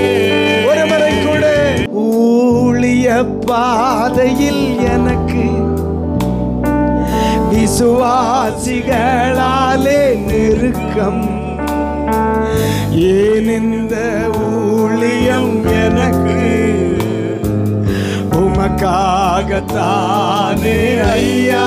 ஒரு முறை கூட ஊழிய பாதையில் துன்பம். அடுத்து படிங்க. விசுவாசிகளாலே நெருக்கம். ஏன் இந்த ஊழியம்? ஏன் இந்த ஊழியம் ஐயா? உமக்காகத்தானே. அரே, என் வாழ்க்கையை மாற்றி அமைச்ச ஒரு பாட்டுது. நானே அவர் அங்கே பாடிட்டு இருக்கிறார், நான் மிக்சர் ஆப்ரேட் பண்ணிட்டு இருக்கேன். நம்ம பிரச்சனை என்ன? இவர் வருவார், 6000 விசுவாசிகள் அன்னைக்கு அவர் சபையில் எல்லாரையும் தொட்டு ஆசீர்வதிப்பார். அவர் சபையை மாதிரி நம்ம சபை என்ன செய்திரும் அப்படின்னு. அப்போ இன்னைக்கு இருக்கிற பிரச்சனை, எனக்கு பிரச்சனை இருக்காது, கண்ணீர் இருக்காது, கவலை இருக்காது, பாடுகள் இருக்காது, பண பிரச்சனை இருக்காது. அப்பா எப்படியாவது இவர்கிட்ட இருக்கிற ஆத்துமாக்களை கொஞ்சம் இங்கே தள்ளி இருங்க அப்படின்னு நம்ம நினச்சிட்டு இருந்தா, அவர் எழும்பி நின்று பாடுகார். ஊழிய பாதையிலே சுவாலி முடிஞ்சு. விசுவாசிகள் எத்தனை? நான் இல்லாத விசுவாசி இல்லாதது தான் எனக்கு பிரச்சனைன்னு நான் நினைச்சேன். 6000 விசுவாசி வச்சிருக்கிறோம், பாடிட்டு நடக்கிறான் விசுவாசிகளாலே. இதுக்கு பேசாம நான் பாடுற கண்டிஷன்லாம் உள்ள இல்லை. அப்போ நான் நினைச்சேன், உம்மை விட நான் எவ்வளவோ பரவாயில்ல. 6000 வச்சிருக்கிறோம், பாட்டு எழுதுறாம்னே, எனக்கு நெருக்கம்னு. ஆனால் நான் சும்மா எல்லாம் இருக்கேன். அப்போ அவரை விட நான் பரவாயில்ல அன்னைக்கு நினைச்சேன். சபை வளர வளர எதுவும் சேர்ந்துதான் வளருது. அதனால தயவு செய்து சொல்றேன், மண்டையை பார்த்தீங்களா, இதுக்கு என்னடா பண்றது? இப்படியே சொரிஞ்சு அந்த ஏரியா மட்டும் போயிட்டு. அதுதான் ஊழியம் வளர வளர பிரச்சனை வளரும். ஆமே. அப்போ எது வரைக்கும் பிரச்சனை? தரிசனம் இருக்கிறது வரைக்கும். ஆமா, தம்பி அழகா சொன்ன பாஸ்டர். அல்லேலூயா. ஏன் அதை வச்சிருக்கிறார் தெரியுமா? என் அன்பு பிள்ளைகளை குறித்து அப்பாவுக்கு விருப்பம். பிள்ளையே, சபைக்குள் நீ மெய்ப்பன், தேசத்தில் நீ ஒரு யுத்த வீரனாயிருக்க. அல்லேலூயா. அப்போ நான் பழக்குவிக்கப்படுகிறேன். சோதனைகள் என்னை பழக்குவிக்கிறது, பாடுகள் என்னை பழக்குவிக்கிறது, நெருக்கங்கள் என்னை பழக்குவிக்கிறது, அவமானங்கள் என்னை பழக்குவிக்கிறது, இல்லாய்மைகள் என்னை பழக்குவிக்கிறது. இந்த பழக்குவித்தலுக்கு பின்னு எனக்கு தோல்வி இல்லை, அதுவும் எனக்கு பயனே. அல்லேலூயா. ஐயா, ஒரு காலத்தில் நான் அனுபவித்த நெருக்கம் தான் பாஸ்டர்யா இன்னைக்கு ராத்திரியில் உங்கள் முன்னாடி இங்கே நிறுத்தி வச்சிருக்கேன். அல்லேலூயா. நான் பழக்குவிக்கப்படுகிறேன். ஆண்டவருக்கு தேவை நான் ஒரு போதகனாய் அல்ல. ஆண்டவருக்கு தேவை நான் ஒரு கிருபை உள்ளவனாய் மட்டுமல்ல. ஆண்டவருக்கு தேவை வரங்கள் உள்ள ஒருவனைத்தனாய் மட்டுமல்ல. ஆண்டவருக்கு தேவை அவன் தாவீதை போல அநேகர் பயந்து நிற்கும் பொழுது பாளையத்திற்குள்ளே பாய்ந்து செல்லுகிற ஒரு யுத்த வீரன் கர்த்தருக்கு தேவை. அதனால தான் ஆண்டவர் சொல்லுகிறார், உன்னை நான் மெய்ப்பனாக வைக்கவில்லை, ஒரு யுத்த வீரனாக பார்க்கிறேன். அல்லேலூயா. மந்தைக்கு நான் மேய்ப்பன், ஆனால் சத்துருவுக்கு நான். அல்லேலூயா. தேசத்தில் நான் யுத்த வீரனாக இல்லை என்றால் எனக்கு தந்த மந்தையை என்னால் கரை சேர்க்க முடியாது. அப்ப இன்னைக்கு ராத்திரியில் ஆண்டவர் சொல்லுகிறார், இந்த தேசத்திலே நான் சிலரை எழுப்ப போகிறேன், மெய்ப்பர்களாய் அல்ல. அல்லேலூயா. மெய்ப்பர்களாய் அல்ல, யுத்த வீரர்களாய். ரிபா ஷாக்கா சாராபாலாத்துன். இன்னைக்கு ராத்திரி ஒன்று சொல்கிறேன்ப்பா, சில ஊழியர்களை ஒரு எல்லையை விட்டு அடுத்த நிலைக்கு நேராய், சில பிரச்சனைகளை விட்டு அடுத்த நிலைக்கு நேராய் இன்னைக்கு ராத்திரி கர்த்தர் கொண்டு வருகிறார். சிலர் மேல ஒரு தேவனுடைய கரம் இன்றைக்கு விசேஷமாய் வைக்கப்படுகிறது. கைகளை தட்டி ஆவியானவர்களை நடத்தினார். ஒரு கணம் அந்நிய வாசையில ஜெபம் பண்ணுங்க. பயந்து மறைவிடத்தில் ஒதுங்குகிற ஒருவனா இல்லவனே. ஆமென். உன் மந்தையை காக்கிற ஒரு மகிமை பொருந்த யுத்த வீரனாகத்தான் கர்த்தரை தேடிக்கொண்டிருக்கிறார். அதனாலதான் ஆண்டவர் எப்பொழுதுமே பக்தி உள்ளவர்களை தனக்கா தெரிந்து கொள்வார். அந்த பக்தி உள்ளவனுக்குத்தான் பக்தி வைராக்கியம் இருக்கும். ஆண்டவருக்கு வைராக்கியம் இல்லாதவன் வேண்டாம். அவனால கூட்டி சேர்க்க முடியும், பாதுகாக்க முடியாது. ஆண்டவர் அதனாலதான் பக்தி உள்ளவர்களை, ஏன் தேவ மனுஷனாகிய பவுலை விட எவ்வளவு பக்தியானவங்க அங்க உள்ள இருந்தாங்க. எல்லாருக்குள்ளேயும் பக்தி இருந்துச்சு. பட் இந்த மனுஷனுக்குள்ள பக்தி வைராக்கியம் இருந்துச்சு. பக்தி உள்ளவன் சபையை கூட்டுவான், வைராக்கியம் உள்ளவன் சபையை நிறுத்துவான், பாதுகாப்பான். அப்ப அதனால தான் கர்த்தர் சில நேரங்களில் யாருக்கும் வேண்டாதவர்களை கர்த்தர் ஊழியத்திற்கு அழைப்பார். நீங்க கவனிச்சிருக்கீங்களா? கேரக்டர் பேசிஸ்ல முரட்டாட்டம் உள்ள பலரையும் ஆண்டவர் ஊழியத்தின் எல்லைக்குள்ள கொண்டு வருவார். நான் பிடிச்சதான் சரிம்பான், சாதிக்கிறவனை கர்த்தர் உள்ள கொண்டு வருவார். ஏன் தெரியுமா? அவனுக்கிட்ட சத்தியம் சொன்னா தான் கடைசி வரைக்கும் அவன் கரெக்டாக நிற்பான். யோசிச்சு பார்த்துருக்கல, என்னையெல்லாம் ஏன் ஆண்டவரை ஊழியத்திற்கு அழைத்தீர் அப்படின்னு யோசிச்சிருக்கியானே. ஆண்டவருக்கு தேவை வெறும் மெய்ப்பர்கள் அல்ல. அமை தோத்திரம், வெறும் மெய்ப்பர்கள் பால் கறந்து வித்துட்டு அம்பாட்டுக்கு தின்னுக்கிட்டு தூங்கிடுவான். ஆண்டவருக்கு பகல்ல மேய்க்கணும், ராத்திரி காக்கணும். பகல்ல மேய்க்கணும், ராத்திரி காக்கணும். அப்ப இன்னைக்கு ராத்திரி கர்த்தர் யாரை தேடுகிறார்? நான் யாராகணுமா? அல்லேலூயா. நீங்க யாரா இருக்கணும்? நீ மெய்ப்பர்கள் வேண்டாம். மெய்ப்பர்களை எப்பவும் உருவாக்கலாம். ஆனா யுத்த வீரர்களை அந்தந்த வயதுல தான் ஊத்தாது. இந்த இடத்துல ஒரு வார்த்தை வருதில்லை, இஸ்ரவேல் புத்திரரில் சந்ததி என்பது இளம் தலைமுறை, ஆரம்ப காலம், ஊழியத்தின் ஆரம்ப காலம். அப்போ அதை தான் பழக்குவிக்கிறது. என்னைக்கும் மெய்ப்பனா என்னைக்கும் மாற்றலாம். 60 வயசுல ஊழியத்துக்கு வந்தாலும் மெய்ப்பலாகலாம். ஆனால் வர வேண்டிய காலத்தில் வந்தால் மட்டும்தான் யுத்த வீரனாக முடியும். அதனால தான் கர்த்தர் சிலரை மட்டும் பர்டிகுலர் டைமில் கரெக்டாக உள்ள கொண்டு வருவார். கரெக்டாக உள்ள கொண்டு வருவார். இன்னைக்கு ராத்திரி பரிசுத்த ஆவியானவர் சொல்லுகிறார், சில யுத்த வீரர்களை ஆயுதம் அணிவிக்கிற ஒரு ராத்திரி. ரெண்டாவது பாதுகாப்பு. யாத்திரை ஆகமத்தின் புத்தகம் உங்களுக்கு தெரிஞ்சதான் சொல்கிறேன். 23ஆம் அதிகாரம் 28, 29, 30 வசனங்கள். உன் முகத்துக்கு முன்னின்று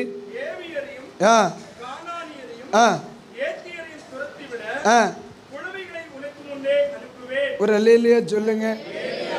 அல்லேலூயா.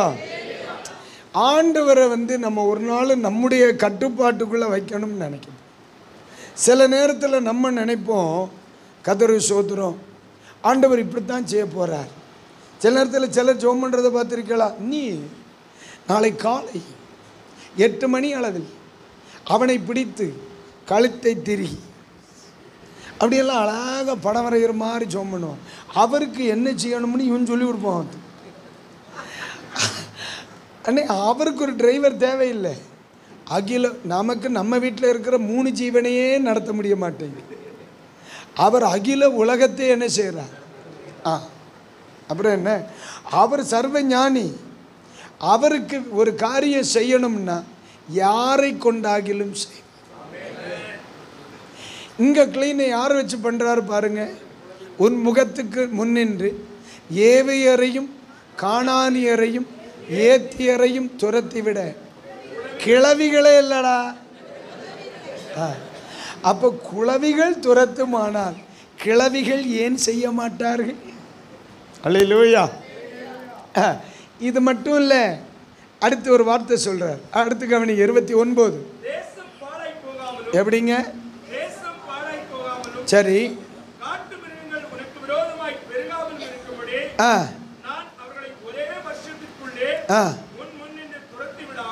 அவ்வளவுதான். இங்க என்ன சொல்லுதார்? ஐயா, நீ நினைக்கிற குளவிகளை அனுப்பி துரத்துவேன். அப்போ நமக்கு இந்த வருஷம் வாக்குத்தத்தம், இதோ நான் உன்னோட கூட இருந்து நான் செய்யும் காரியம். இது எந்த வருஷம் உள்ளது? 2025 தானே. அதனால தான் நம்ம நாசமாக போகிறோம். நம்ம நினைக்கிற இந்த வருஷத்தில், இந்த வருஷம் முதல் ஆண்டவர் என்ன சொல்லுகிறார்னா, கர்த்தர் என்ன சொல்லுகிறார்னா, நான் துரத்துவேன், துரத்தி விடுவேன். ஆனால் பைபிள் சொல்லுது ஒரே வருஷத்தில் அல்ல. ஒரு இட்டு வச்சு தானே விடுறார். நான் துரத்துவேன், பட் ஒரே வருஷத்தில் அல்ல. அப்போ ஏன் ஆண்டவர் அதை செய்யணும் அப்படின்னு சொன்னால், தொடர்ந்து படிங்க பார்க்கலாம். எப்படிங்க? நீ விருத்தி அடைந்து அவ்வளோதான். நீ எவ்வளோ தூரம் விருத்தி அடைகிறாயோ அவ்வளோ தூரத்திற்கு அவங்க கிளம்புவாங்க. ராமேன் சொல்லுங்க. உன்னுடைய வளர்ச்சி தான் சத்துருவின் குறுகுதலுக்கு காரணமாகும். 80% நீங்க இருந்தா 20% அவன் இருப்பான். 70% நீங்க இருந்தா 30% அவன் இருப்பான். புரியுதா இல்லையா? 20% நீங்க இருந்தா 80% அவன். அது உங்களுக்கு தெரியாம இருக்கிறது இல்லை, ஆண்டவருக்கு தெரியாம இருக்கிறது இல்லை. ஆண்டவர் தான் அவனை வைப்பார். ஏன்னு கேட்கலங்க. ஏன்னா அந்த தேசம் முழுவதும் காடு. காடு முழுவதும் எப்படி இருக்கு? காட்டு மிருகங்களால் நிறைஞ்சிருக்கு. நீ உனக்கு என்ன வேலை? இஸ்ரவேல் ஜனங்களுக்கு என்ன வேலை? மெய்ப்பர்கள். மெய்ப்பர்கள் தானே. தொடர்ந்து படிங்க.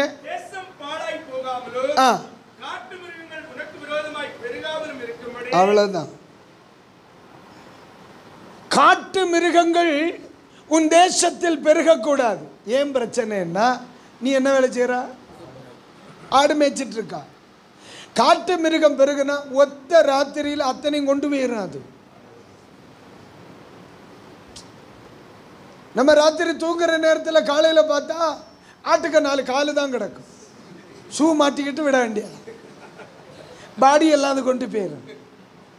அப்போ இதுக்கு யார் வேணும்? எப்போ உனக்கு வேட்டையாடி பழக்கம் கிடையாது, அந்த ஊருகார பயலுக்கு தான் வேட்டையாடுற பழக்கம் இருக்கு. அதனால் அவன் இருந்தா ஓடை எது பிடிக்க வருமோ அதை அவன் பிடிச்சு சுட்டு திம்பான். அதுக்கு எண்ணிக்கை குறையும். என்ன பிளானிங்? என்ன பிளானிங்? அதனால நீ பெருக பெருக பெருக பெருக அவர்களை சிறுக பண்ணி கொண்டே இருப்பேன். சபை பெருக பெருக சத்துருவின் எண்ணிக்கை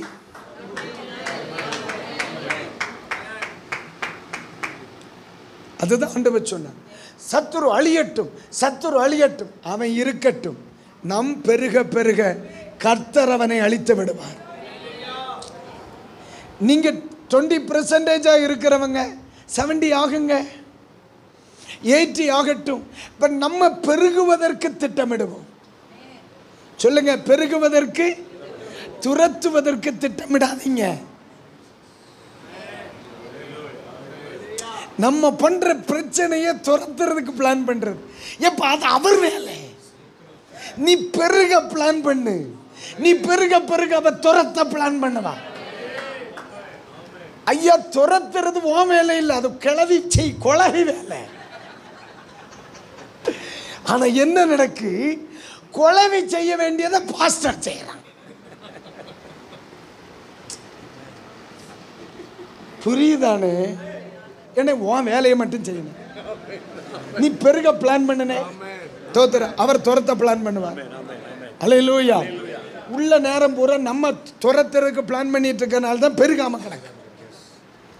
பெருகிறது ஏன் வேலை, துரத்துறது குழவி வேலை.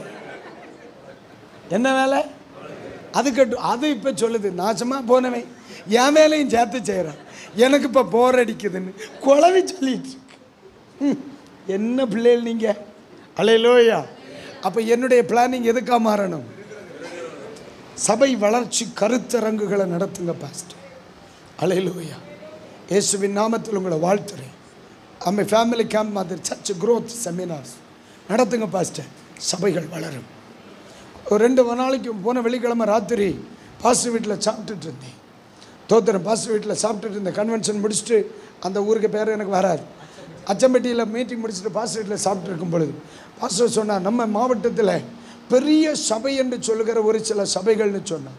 தோத்திரம் அது என் கணக்கில் சின்ன சபைன்னு கூட சொல்லப்படாது. அப்போ தான் நான் யோசித்தேன், ஆண்டவரே இந்த நிலைமை மாறணும். அன்றைக்கி பாஸ்டர்கிட்ட நான் பேசிட்டு வந்துட்டேன்.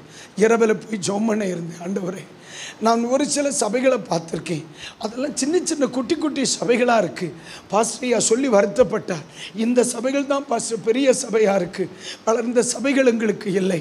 அன்னைக்கு ராத்திரி ஆண்டவருடைய சமூகத்தில் அழுதே, ஆண்டவரே கண்டிப்பாக தோத்திர மகிமையான சபைகள் எங்கள் மாவட்டத்தில் எழும்பணும். நான் ஆண்டவர்கிட்ட சொல்லியிருக்கேன், அந்த சபைகளில் நான் சாகிறதுக்கு முன்னால் பேசணும். ஆண்டவரே அல்லேலூயா.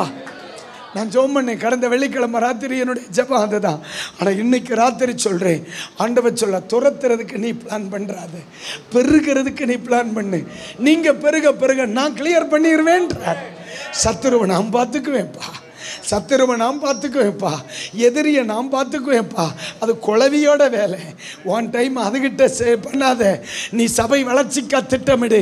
நீ என்ன செய்யலாம், உன் விசுவாசிகளை எப்படி பெருக பண்ணலாம், உன் விசுவாசிகளை எப்படி ஜெபிக்க வைக்கலாம், உன் விசுவாசிகளை எப்படி ஆத்தும பாதகம் செய்ய வைக்கலாம், உன் பிள்ளைகளை ஊழியத்தில் எப்படி பெருக பண்ணலாம், நீ அதுக்கு பிளான் பண்ணு, நான் கிளியர் பண்ண தருவேன்.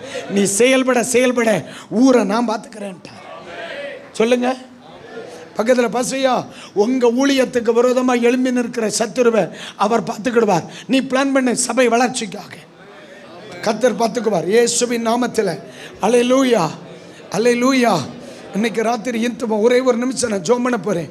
பசையா, நம்முடைய பிள்ளைகளை செயல்படுத்த முடியாதபடி சில ஆவிகள் பயமுறுத்துகிறது.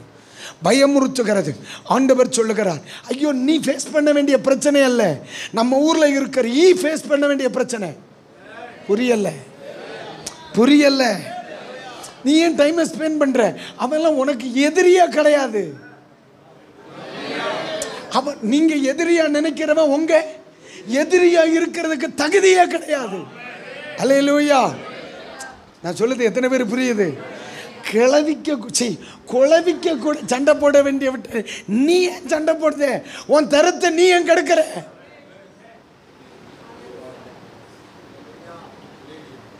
அப்போ ஆண்டவர் என்னை எப்படி வச்சிருக்க?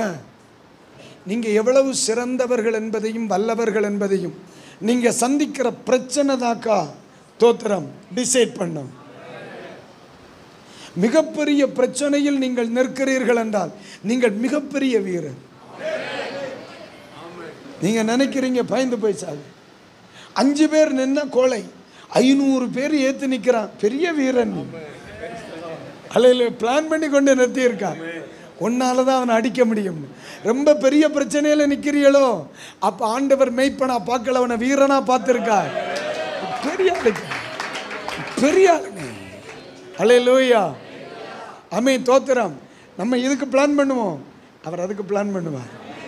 அந்த பிரச்சனையெல்லாம் நம்ம சந்திக்க வேண்டியவைகள். சொல்லுங்க, நம்ம சந்திக்க வேண்டியவைகள். ஒரு நாள் வரும், குளவிகள் எழும்பும், கிளப்பிடுவார். ஒரு ஆமீன் சொல்லுங்க. நான் ஆண்டவர்கிட்ட கேட்டேன், ஏப்பா இதை மனுஷன் கையால் குளவி கையில் ஏன் கொடுக்குறீங்க? அவங்களுக்கு யோசிச்சு பார்த்துருக்கீங்களா? அதாவது இவர்களை கொண்டே ஏன் அடிக்காம குளவிகளை கொண்டு நீர் அனுப்புறீங்க? யோசிச்சு பார்த்தேனே. ஒன்று யோசி.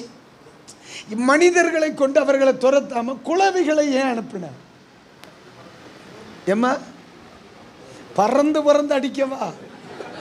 என்ன வியாக்கியானம் கழுத. கவனமா இருமா, தலையில துணி போட்டுக்க, கொண்டு போயிடுவானுவேன். ஆவியானவர் சொன்னார், இன்னைக்கு தானே சில்வர் பாத்திரம் எல்லாம் வந்துச்சு, அன்னைக்கு பூரா மண் பாத்திரம் தானே. ஐயா ஒன்றை நான் ஊருக்குள்ளே இறக்கி விட்டா நீ அடித்து தவிர்த்துருவேன். நீ தவறும்போது மிக்சியும் உடையும், பீரோ உடையும், கிரைண்டர் உடையும், மண்பானை உடையும். அதை உடைச்சிட்டு நீ எப்படி உள்ளே போய் வாழ போகிற? அவன் பிரித்து நாளைக்கு உனக்குடா. குளவின்னா ஒரு சேதாரம் இல்லாமல் கிளியர் பண்ணி தரும். நீ அப்படியே போய் இருந்துடலாம்ல. ஒன்றை விட்டேன்னு வை, எல்லா பானையும் இருக்குவா, யானியன்னு இருக்குவா, பிரிச்சன்னு இருக்குவா. அவன் மேல உள்ள கோபத்தை கிடைக்கலன்னா கதவை பிடிங்கி கீழே போடுவேன். நாளைக்கு நீ ஆச்சாரிய தேடுவியா? எவ்வளோ அழகா பிளான் பண்ணியிருக்காருன்னு அவர் சொல்லி தந்தப்போ எனக்கே புல்லரிச்சு போச்சு. ஆடா பாவி, நமக்கா நம்மளால இவ்வளோ பிளான் பண்ணுவாரா? அதனால தான் அவனை வச்சு கட்ட வச்சிருக்கார். நீ கட்டு, நீ கட்டு, பெருசு பெருசா கட்டு. ஏன் வாசையே இல்லாமல் என் பிள்ளை வந்து ஜூஸ் குடிக்க போறான்.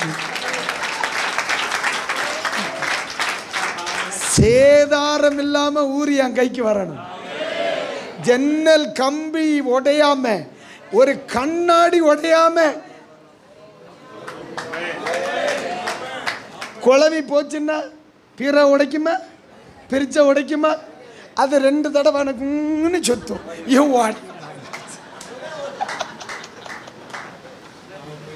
உள்ள வருவானா? வர மாட்டான். என்ன அழகா பிளான் பண்றாரு பத்தியா? நம்ம மேல அப்பாவுக்கு இவ்வளோ அக்கறை இருக்கு.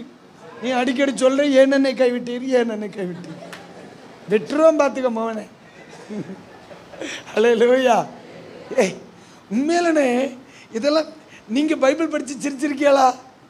எனக்கெல்லாம் ஜன்னியை வரும் படிச்சு படிச்சு. நான் அதிகமாக சிரிக்கிற இடமே அங்கே தான். தனியாக உட்காந்து சிரிப்பேன் நான். ஏன்னா அவர் அவ்வளோ பிளான் பண்ணி வச்சிருக்கார். குழவியை அனுப்புவேன், நீ போவாத. அப்போ இஸ்ரவேல் ஜனங்களுக்கு தெரியும், இவன் மேலே உள்ள கோபத்தில் இந்த பையன் ஒரு பொடியை வச்சிருக்க மாட்டான். படுபாவி நீ சொல்லி அந்த அளவு எடுத்து உடச்சி போட்டுருவான். 10 நாள் கழித்து ஒட்டுருவான். எதுக்கு? பேசாமல் இதை உடைக்காமே இருந்தது. ஏன்னா நமக்கு அவசர புத்தி இல்லைனே. அவன் மேலே உள்ள கோபத்தை சில ஆட்களை பார்த்துருக்கலாம், வேகமாக போவான், கதவை என்ன செய்திடும், அவன் மேலே இடிச்சிடும். கோபத்தில் கதவை பிடிச்சி டமால் அடிப்பான். அடிச்சிருக்கியா? நான் அடிச்சிருக்கேன். ஆனால் ரொம்ப வருஷத்துக்கு பிறகுதான், ஆடா பாவி, இடித்தது அது இல்லைடா, இடித்தது நானே. இந்த கண்டிஷன் யாருக்கு தெரியும்? அதனால தான் சொன்னார், இல்லைப்பா அவனை துரத்துற வேலையை குழவிக்கு விட்டு போய் செட்டில் ஆகிற வேலையை நீ பாரு. அல்லேலூயா. அப்போ நம்ம சத்துருவை பார்க்கக்கூடாது. நம்ம மந்தையை எப்படி பறுக்கிறது, என் சபையை எப்படி பறுக்கிறது. இன்னைக்கு 5 பேர் என்கிட்ட ஜோம் பண்ணுறாங்க, இதை 10 ஆக்குறது எப்படி? நீங்கள் பிரச்சனையை பார்க்காதீங்க, அது அதை வேறு வேலைண்ணே. அவன் ஏற்றான், அவன் பேசினான், அவன் இருக்கான், அவன் இங்கே தான் இருக்கான், அவன் இங்கே இருக்கான்.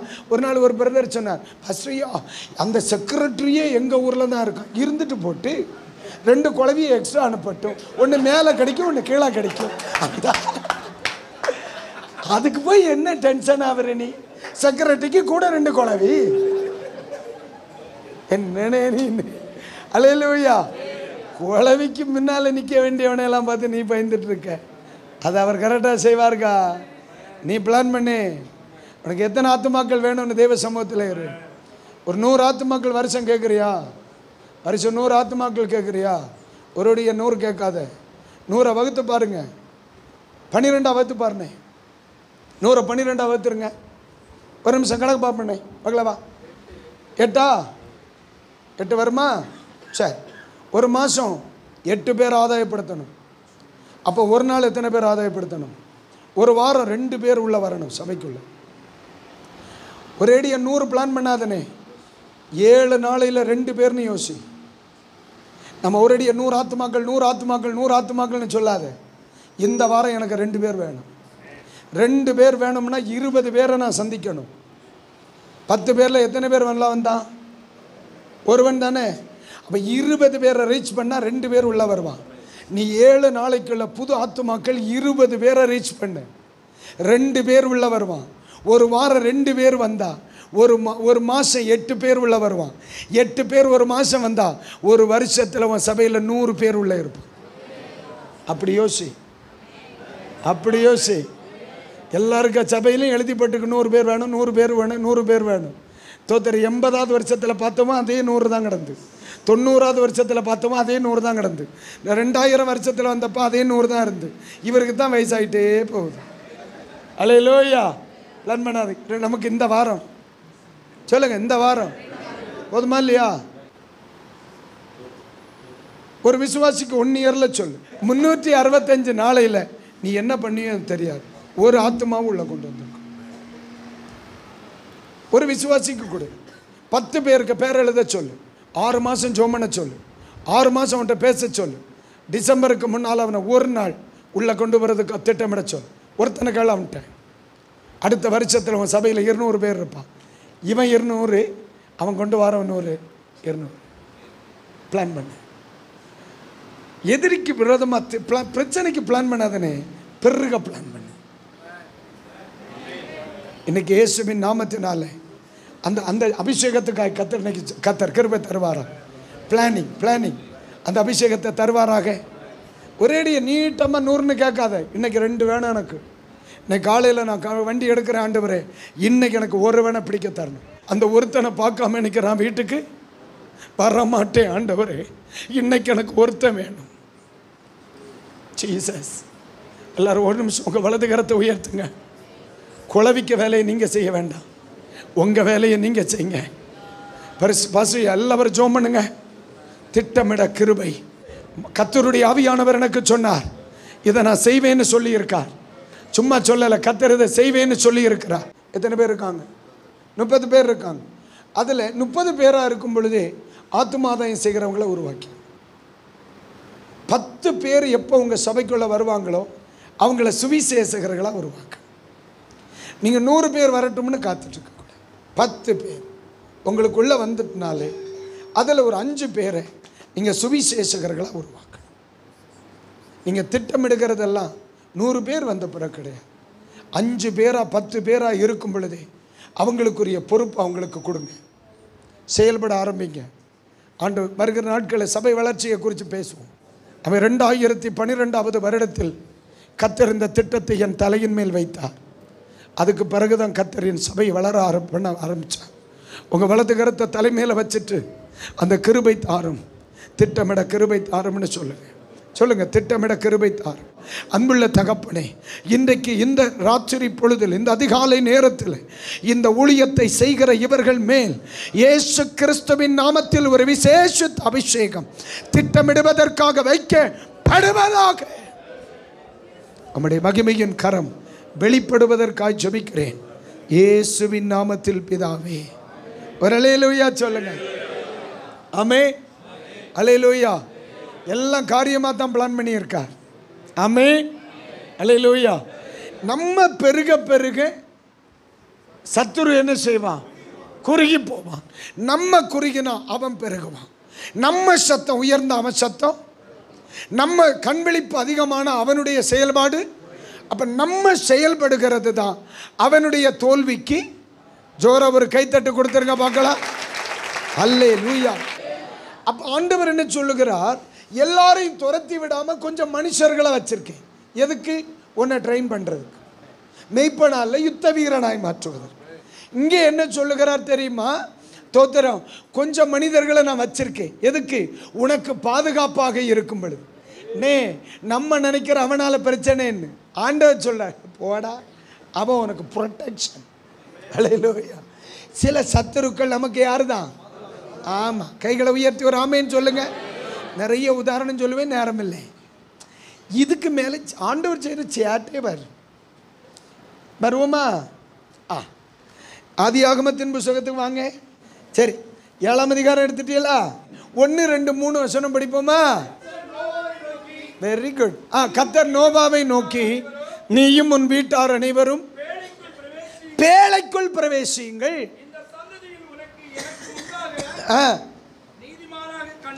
உன்னை எனக்கு முன்பாக நீதிமானாக கண்டேன்.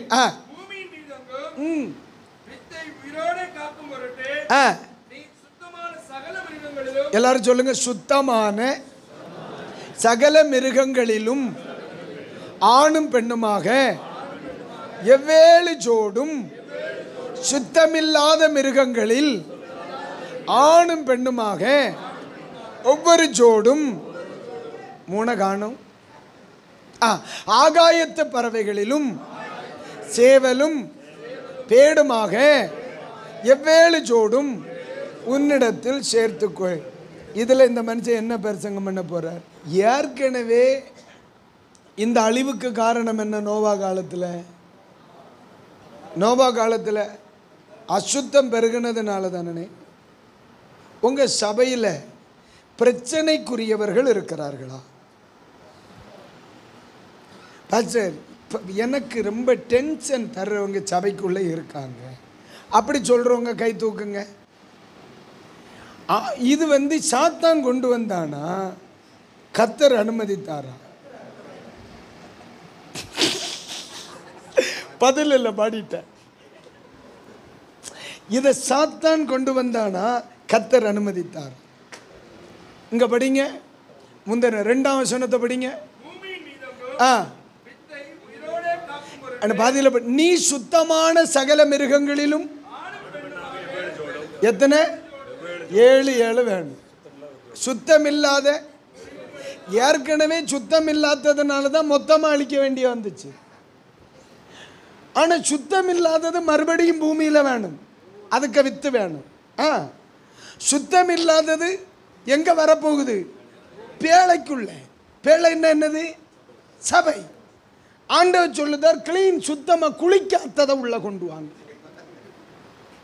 சுண்ணாக காத்த பயல உள்ள கொண்டு, தூங்காதவனை உள்ள கொண்டு வா, பிரசங்கத்தை கீழ்ப்படியாதவனை உள்ள கொண்டு வா. இது யாரு? சுத்தம் இல்லாதவன்.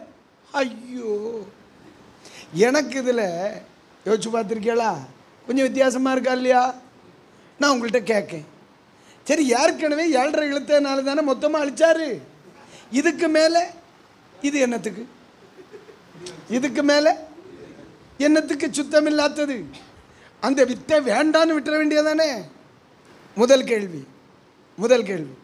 2வது, நல்லது 7 சொல்றார், இதை 1 சொல்லுதார்.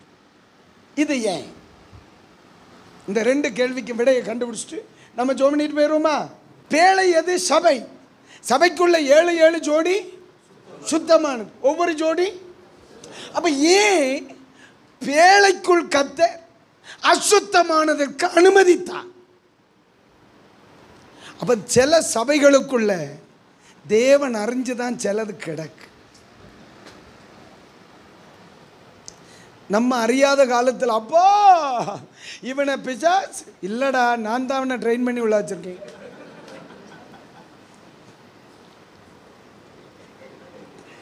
இப்போ சிலருக்கெல்லாம் சந்தேகம், அப்போ இவன் பெயருவோம்னா நினச்சேன், இவரு கண்டு வந்தால் போகமாட்டானே கழுத. அல்லேலூயா. யோசிக்க முடியுதா? நீங்கள் நல்லா கவனிங்க. ஆண்டவர் எதையுமே அவருக்கு தெரியுமா?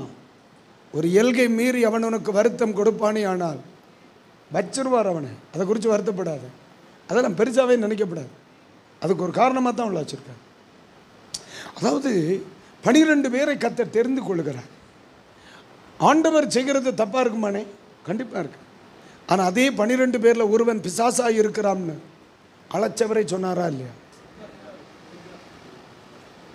12 பேரை உள்ள எடுத்துட்டு ஒருத்தனை பிசாசுன்னு தெரிஞ்ச உள்ள வச்சிருந்திருக்கார். பார்த்தியா? எவ்வளவுதான் அழைக்கப்பட்டவன் உள்ள இருந்தாலும் பேப்பையை தான் சில காரியம் செய்ய முடியும். பேப்பையை தான் சில காரியம், அது உனக்கு தெரியுதோ இல்லையோ, ஏசப்பனுக்கு தெரியும். அதனால சில பேப்பையை உள்ள கிடப்பான். நீ அவனா இருக்காத, நீ அந்த பேப்பையெல்லாம் இருக்காத, வயிறு வெடிச்சிரும். தேவச்சித்தம் நடக்கும், ஆனால் உன் வயிறு கிழிஞ்சு. ஹலோ, இல்லையா சொல்லுங்க. தேவ சித்தத்தை நிறைவேற்றி வயிறு வெடித்து சாவணமாக்கும். அப்படி ஒரு தேவ சித்தம் என்னத்துக்கு நிறைவேறணும் அப்படின்னு யோசிக்கும்போ இன்னும் 6 மணி நேரம் யூஸ் ஆகும் பிரசங்கத்துக்கு. அதனால் நமக்கு ஒரு முடிவுக்கு வருவோம். அவன் பிசாசுன்னு தெரிஞ்சு யூஸ் பண்ணி இருக்கான். அவன் பிசாசுன்னு தெரிஞ்சு யூஸ் பண்ணி இருக்கிறான். நீங்கள் நல்லா கவனிக்கணும். ஆண்டவர் பயன்படுத்துறது முக்கியம் இல்லை, நல்ல முடிவு மனுஷனுக்கு வருவது முக்கியம். ஊழியக்காரங்க எல்லாரும் ஒரு அல்லேலூயா சொல்லுங்க. நீங்கள் தீர்க்க தரிசனம் செய்கிறதோ ஊழியம் பெருசாக கட்டுறதோ அதெல்லாம் மேட்ரு கிடையாது. நீதிமான் மரிக்கிறது மாதிரி நம்ம மரிக்கணும். யூதாஸ் காரியத்து தேவ சித்தம் செய்தானா மனுஷ சித்தம் செய்தானா? தீர்க்க தரிசனத்தை நிறைவேற்றினவன். சகரியா சொன்ன தீர்க்க தரிசனம் என்ன? கட்டி கொடுக்கறத பற்றி பேசுகிறேன், பணம் வாங்கிறத பற்றி பேசுகிறேன், அவன் கையில் இருந்த பணத்தினால் குயவனுடைய நிலம் வாங்கிறத பற்றி பேசுகிறார். அப்போ இதெல்லாம் முன் தீர்க்க தரிசனம் தானே. அதாவனே தீர்க்க தரிசனம் நிறைவேறுவதோ தேவ சித்தம் நிறைவேறுவதோ முக்கியமல்ல, நீதிமான் மரிக்கிறது மாதிரி மரிக்கணும். அல்லேலூயா. நம்ம மூலமாக நடக்கிற ஊழியம் எல்லாம் மேட்டர், நம்ம மரணம் நல்லா இருக்கணும், நம்முடைய ஜீவிதம் நல்லா முடியணும். எல்லாரும் அதுக்கு வேண்டி கவனமாக ஜோம் பண்ணணும். அதுக்காக ஜோம் பண்ண மனுஷன் ஒரு ஆளுக்கு பேரை சொல்லுங்க இல்லையா? நீதிமான் மரிக்கிறது போல் மரிப்பேனாக. நல்ல முடிவாக்கம் வேணும். ஊழியம் செய்கிறது இல்லை சகை. இவர் யாரு? யூதாசும் ஊழியம் தான் செய்தார். நீ செய்வதை சீக்கிரமாய் செய். தேவனுடைய அனுமதியோட ஊழியம் செய்தவன், அழைக்கப்பட்டு ஊழியம் செய்தவன், திட்டமிட்டு ஊழியம் செய்தவன், கரெக்டாக தேவ சித்தம் தான் அந்த மனுஷன் நிறைவேற்றினான். ஆனால் என்ன முடிவு நல்லா இல்லை. நான் எதை செய்கிறேனோ இல்லையோ என் முடிவு நல்லா இருக்கணும். பெரிய பாஸ்டராக இருக்கணும், சின்ன பாஸ்டராக இருக்கணும், அவன் செக்ரட்டரியாக இருக்கணும், பிரசிடண்டாக இருக்கணும், அதெல்லாம் முக்கியம் இல்லை. நல்ல மரணம் எனக்கு வேணும். ஒரு தேவ மனுஷனை என்ன செய்யணும்? கர்த்தருக்கு பயந்து வாழணும். கைகளை உயர்த்தி ஒரு அல்லேலூயா சொல்லுங்க. சத்தமா ஹல்லேலூயா. ஏன் இதை செய்கிறார் ஆண்டவர்? ஏன் இதை செய்யணும்? இதை செய்வதற்கான காரணம் என்ன? சரி, இதை மறுபடியும் ஏன் பேழைக்குள்ள கொண்டு வருகிறார்? அப்பதான் பரிசுத்த ஆவியானவர் சொன்னார், சும்மா இருடே, அதுக்கு சில காரணங்கள் இருக்கு. என்ன தெரியுமா? பெரிய பெரிய மிருகங்கள் எல்லாம் உள்ளே இருக்கலாமா? இருக்குதானே? எல்லாரும் கக்கூசு போவாங்களா? எல்லாரும் கக்கூசு போவாங்களா? போகலா? அங்கே உள்ள பாத்ரூம் இருந்துச்சா? அதை யார் காலி பண்ண? இந்த அசுத்தம் திங்கிறவன் உள்ள கடந்தாதாம்டா நீ போடுற விட்ட எல்லாம் காலி ஆகும். பிளானிங், பக்கா பிளானிங். ஆண்டவருக்கு தெரியும், கக்கூஸ் இப்போ டாய்லெட் கட்டினார்னா குண்டு தோண்ட முடியாது, தண்ணி உள்ளாந்து தரும். அப்போ அசுத்தமான மிருகம் இருந்தால் தான் நீ போட்டுட்டு போவ, அது தின்னுட்டு போகும். நீ போட்டுட்டு போவ, அது தின்னுட்டு போகும். யானை போட்டுட்டு போவோம், இது தின்னுட்டு போகும். சிலர்லாம் ஆண்டவர் வேணும்னு தான் வச்சுருக்காரு. உன்கிட்ட சில வேஸ்ட் வரும், அதை அது திங்கும், எல்லாம் சரியா போகும். ஹலோ, உன்னுடைய சபை சுத்தப்படணும்னா சில அசுத்தமானவை உள்ள வேணும். புரியலையே? மிக தெளிவான சத்தியம் இது, மிக தெளிவான சத்தியம். அசுத்தமானவைகளும் அசுத்த மிருகங்களும் வேண்டான்னு நீங்கள் சொல்கிறீங்க. ஆனால் நம்ம சபைக்குள்ள அசுத்தமானவைகள் இல்லை என்றால் நம்ம சபைக்குள்ள அசுத்தம் பெருகும், அதுதான் அதை திங்கும். அதனால் அவன் வேணும்.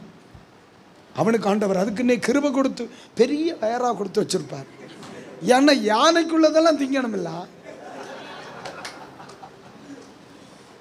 சிலவெல்லாம் சீக்கிரம் சாக மாட்டான், ஆண்டவர் கிருபை தருவார். கைகளை உயர்த்தி ஒரு அல்லேலூயா.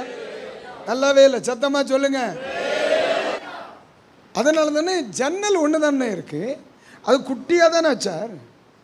வேஸ்ட் வாரி போடுறதுக்கு ஒரு ஓட்டை போடலை, ஒரே ஒரு கதவு தான் போட்டார். அதை அவர் பூட்டி சாவி கொண்டு போயிட்டார். வேஸ்ட்டை வாரி வெளியே போட முடியாது, பூதாவும் தண்ணி பெய்யுது, ஏகப்பட்ட ஏழ்றனே. அதனை பார்த்தார், ஒரு ஜோட உள்ள விடு, அவன் தின்னுட்டு போயிரு. பேழை சுத்தமாக இருக்க வேண்டுமானால் பேழைக்குள் அசுத்தமானது இருக்க வேண்டும். இப்போ பக்கத்தில் சொல்லுங்க, சிலர் கிடக்கட்டும்னே, அவனா அவன் ஊழியம் தான் செய்ய. யோசிக்கிறியா? அப்பா கரெக்டாக செய்வார்னே. அப்பனை மாதிரி யோசிக்கிறவங்க எல்லாம் அவர் விரும்புறதை செய்ய விட்டுரு, கரெக்டாக கொண்டு நிறுத்திடுவார். எப்போ மகிமை தெரியுமா? அல்லேலூயா. ரெண்டாவது ஒரு கேள்வி, ரொம்ப கேள்வி கேட்கண்டா, நேரமாயிட்டு. நல்ல மிருகங்கள் எல்லாம் 7 ஜோடி, ஆனால் அசுத்த மிருகம் ஏன்? ஆடு எத்தனை குட்டி போடும்? 1 அல்லது 2, 3ங்கிறது ரொம்ப ரேர். பன்னி எத்தனை குட்டி போடும்? அவருக்கு தெரியும், யாழ் செய்ய வேண்டிய வேலையை அது ஒன்று செய்திடும். ஒரே டெலிவரியில் 18, 20, 25 7 சேர்ந்து 14 போடும். இது ஒத்த முக்கில் 20 போட்டுரும். ரைட் 20. அது மாதிரி தான் என்ன, நல்ல செய்தி ரொம்ப வேகமாக பரவாது, துர்ச்செய்தி ரொம்ப வேகமாக பரவும். நல்ல மணி அதிகமாக எழும்பாது, களை வேகமாக வளரும். ரொம்ப வேகமாக வளரக்கூடாது, களை ஆயிரும். அதனால் அளவாக பெருகுனா போதும், ஸ்லோவாக பெருகுனா போதும். எந்த சபையானாலும் சரி, ரொம்ப வேகமாக வளரலைன்னு வருத்தப்படாது. வேகமாக வளர்றதெல்லாம் பன்னிக்குட்டியாக இருக்கும், ஸ்லோவாக வளர்றது ஆட்டுக்குட்டியாக இருக்கும். நீ எந்த பாஸ்டராக இருக்க போகிறேன்னு நீ முடிவு பண்ணிக்க. பன்னிக்குட்டிக்கு பாஸ்டராக இருக்கிறியா, ஆட்டுக்குட்டிக்கு பாஸ்டர்? சரி, எத்தனை பேருக்கு இன்னைக்கு ராத்திரி நிறைய உண்மைகள் புரிஞ்சிருக்கும்? கேரு 2 பாயிண்ட் தான் முடிஞ்சிருக்கு. இனி ஒரு நாள் வார என்ன 2 வருஷம் கழியட்டும். சரி, கைகளை உயர்த்தி ஒரு அல்லேலூயா, நல்லாவே அல்லேலூயா. அப்போ சில பிரச்சனைகளை எதிர்கொள்வதற்கு கிருபை கேளுங்க. என்னன்னே சரியா, ஆண்டவர் கிருபை தருவார். ரொம்ப மன உளைச்சல் தருகிறவர்களுக்கு நேர நீ பேசாத, அப்பன்ட்ட போய் வருத்தத்தை சொல்லு, அவரெல்லாம் சரியாக்கிடுவார். சரியா, அவர் சரி பண்ணிடுவார். மனவேதனையோட பலிபீடத்தில் நிற்கிறதுக்கு யாராவது காரணமாக இருக்கிறாங்கன்னா அவர்களோட தனியாக பேசாது, அவர்களோட பலிபீடத்திலையும் பேசாது, ஆண்டவர்கிட்ட ரகசியமாக பேசு, பச்சைன்னு தூக்கிடுவார். ஆண்டவருக்கு பிடிக்காத ஒன்று, தேவனுடைய பிள்ளை கண்ணீரோட பலிபீடம் வருவது பிடிக்காது. ஏன்னா நம்ம இருதயத்தில் வருத்தம் இருந்தால் பிள்ளைகளை பிளஸ் பண்ண முடியாது. அப்போ ஒருவன் செய்கிற தவறினால் 29 பேர் 30 பேர் இருந்தாங்க என்னாங்க, ஒருவன் செய்கிற தவறினால் 29 பேர் பாதிக்கப்படுவார்கள். அதை ஆண்டவர் விரும்ப மாட்டார். அதனால தான் அது ஆண்டவரிடத்தில் சொல்லுங்க, அவர் கரெக்டாக என்ன செய்வார், கிருபை தருவார். ஆண்டவர் எல்லாம் அழகாக செய்வார். நீங்கள் ஒரு நாளும் மெய்ப்பர்களாய் மட்டுமல்ல யுத்த வீரர்களாக இருக்கும். சரியா? சரி, நீங்கள் ஒரு நாளும் தோத்தர் எதிராளிக்கு விரோதமாய் திட்டமிட வேண்டாம். நீங்கள் எதுக்கு பிளான் பண்ணுங்க, பெருக திட்டமிடுங்கள். சத்துருவை குளவிகள் பார்த்து கொள்ளும். சபையில் அசுத்தமானவைகள் இருக்கிறதை குறித்து வருத்தப்பட வேண்டாம். சபை சுத்தமாக வேண்டுமானால் சில அசுத்தமானவைகள் இருக்க வேண்டும். அவைகளுக்கு விரோதமாய் படையெடுக்க வேண்டாம். எடுத்தால் உன் சபை கக்கூஸ் ஆகிவிடும். ஆக இன்று ராத்திரி இனிதே விடை சொல்லுவோம். எழும்புங்க போலாம். For prayer contact, Pastor J. J. Kumar, El Shaddai Ministries, 9500252586, Surandai.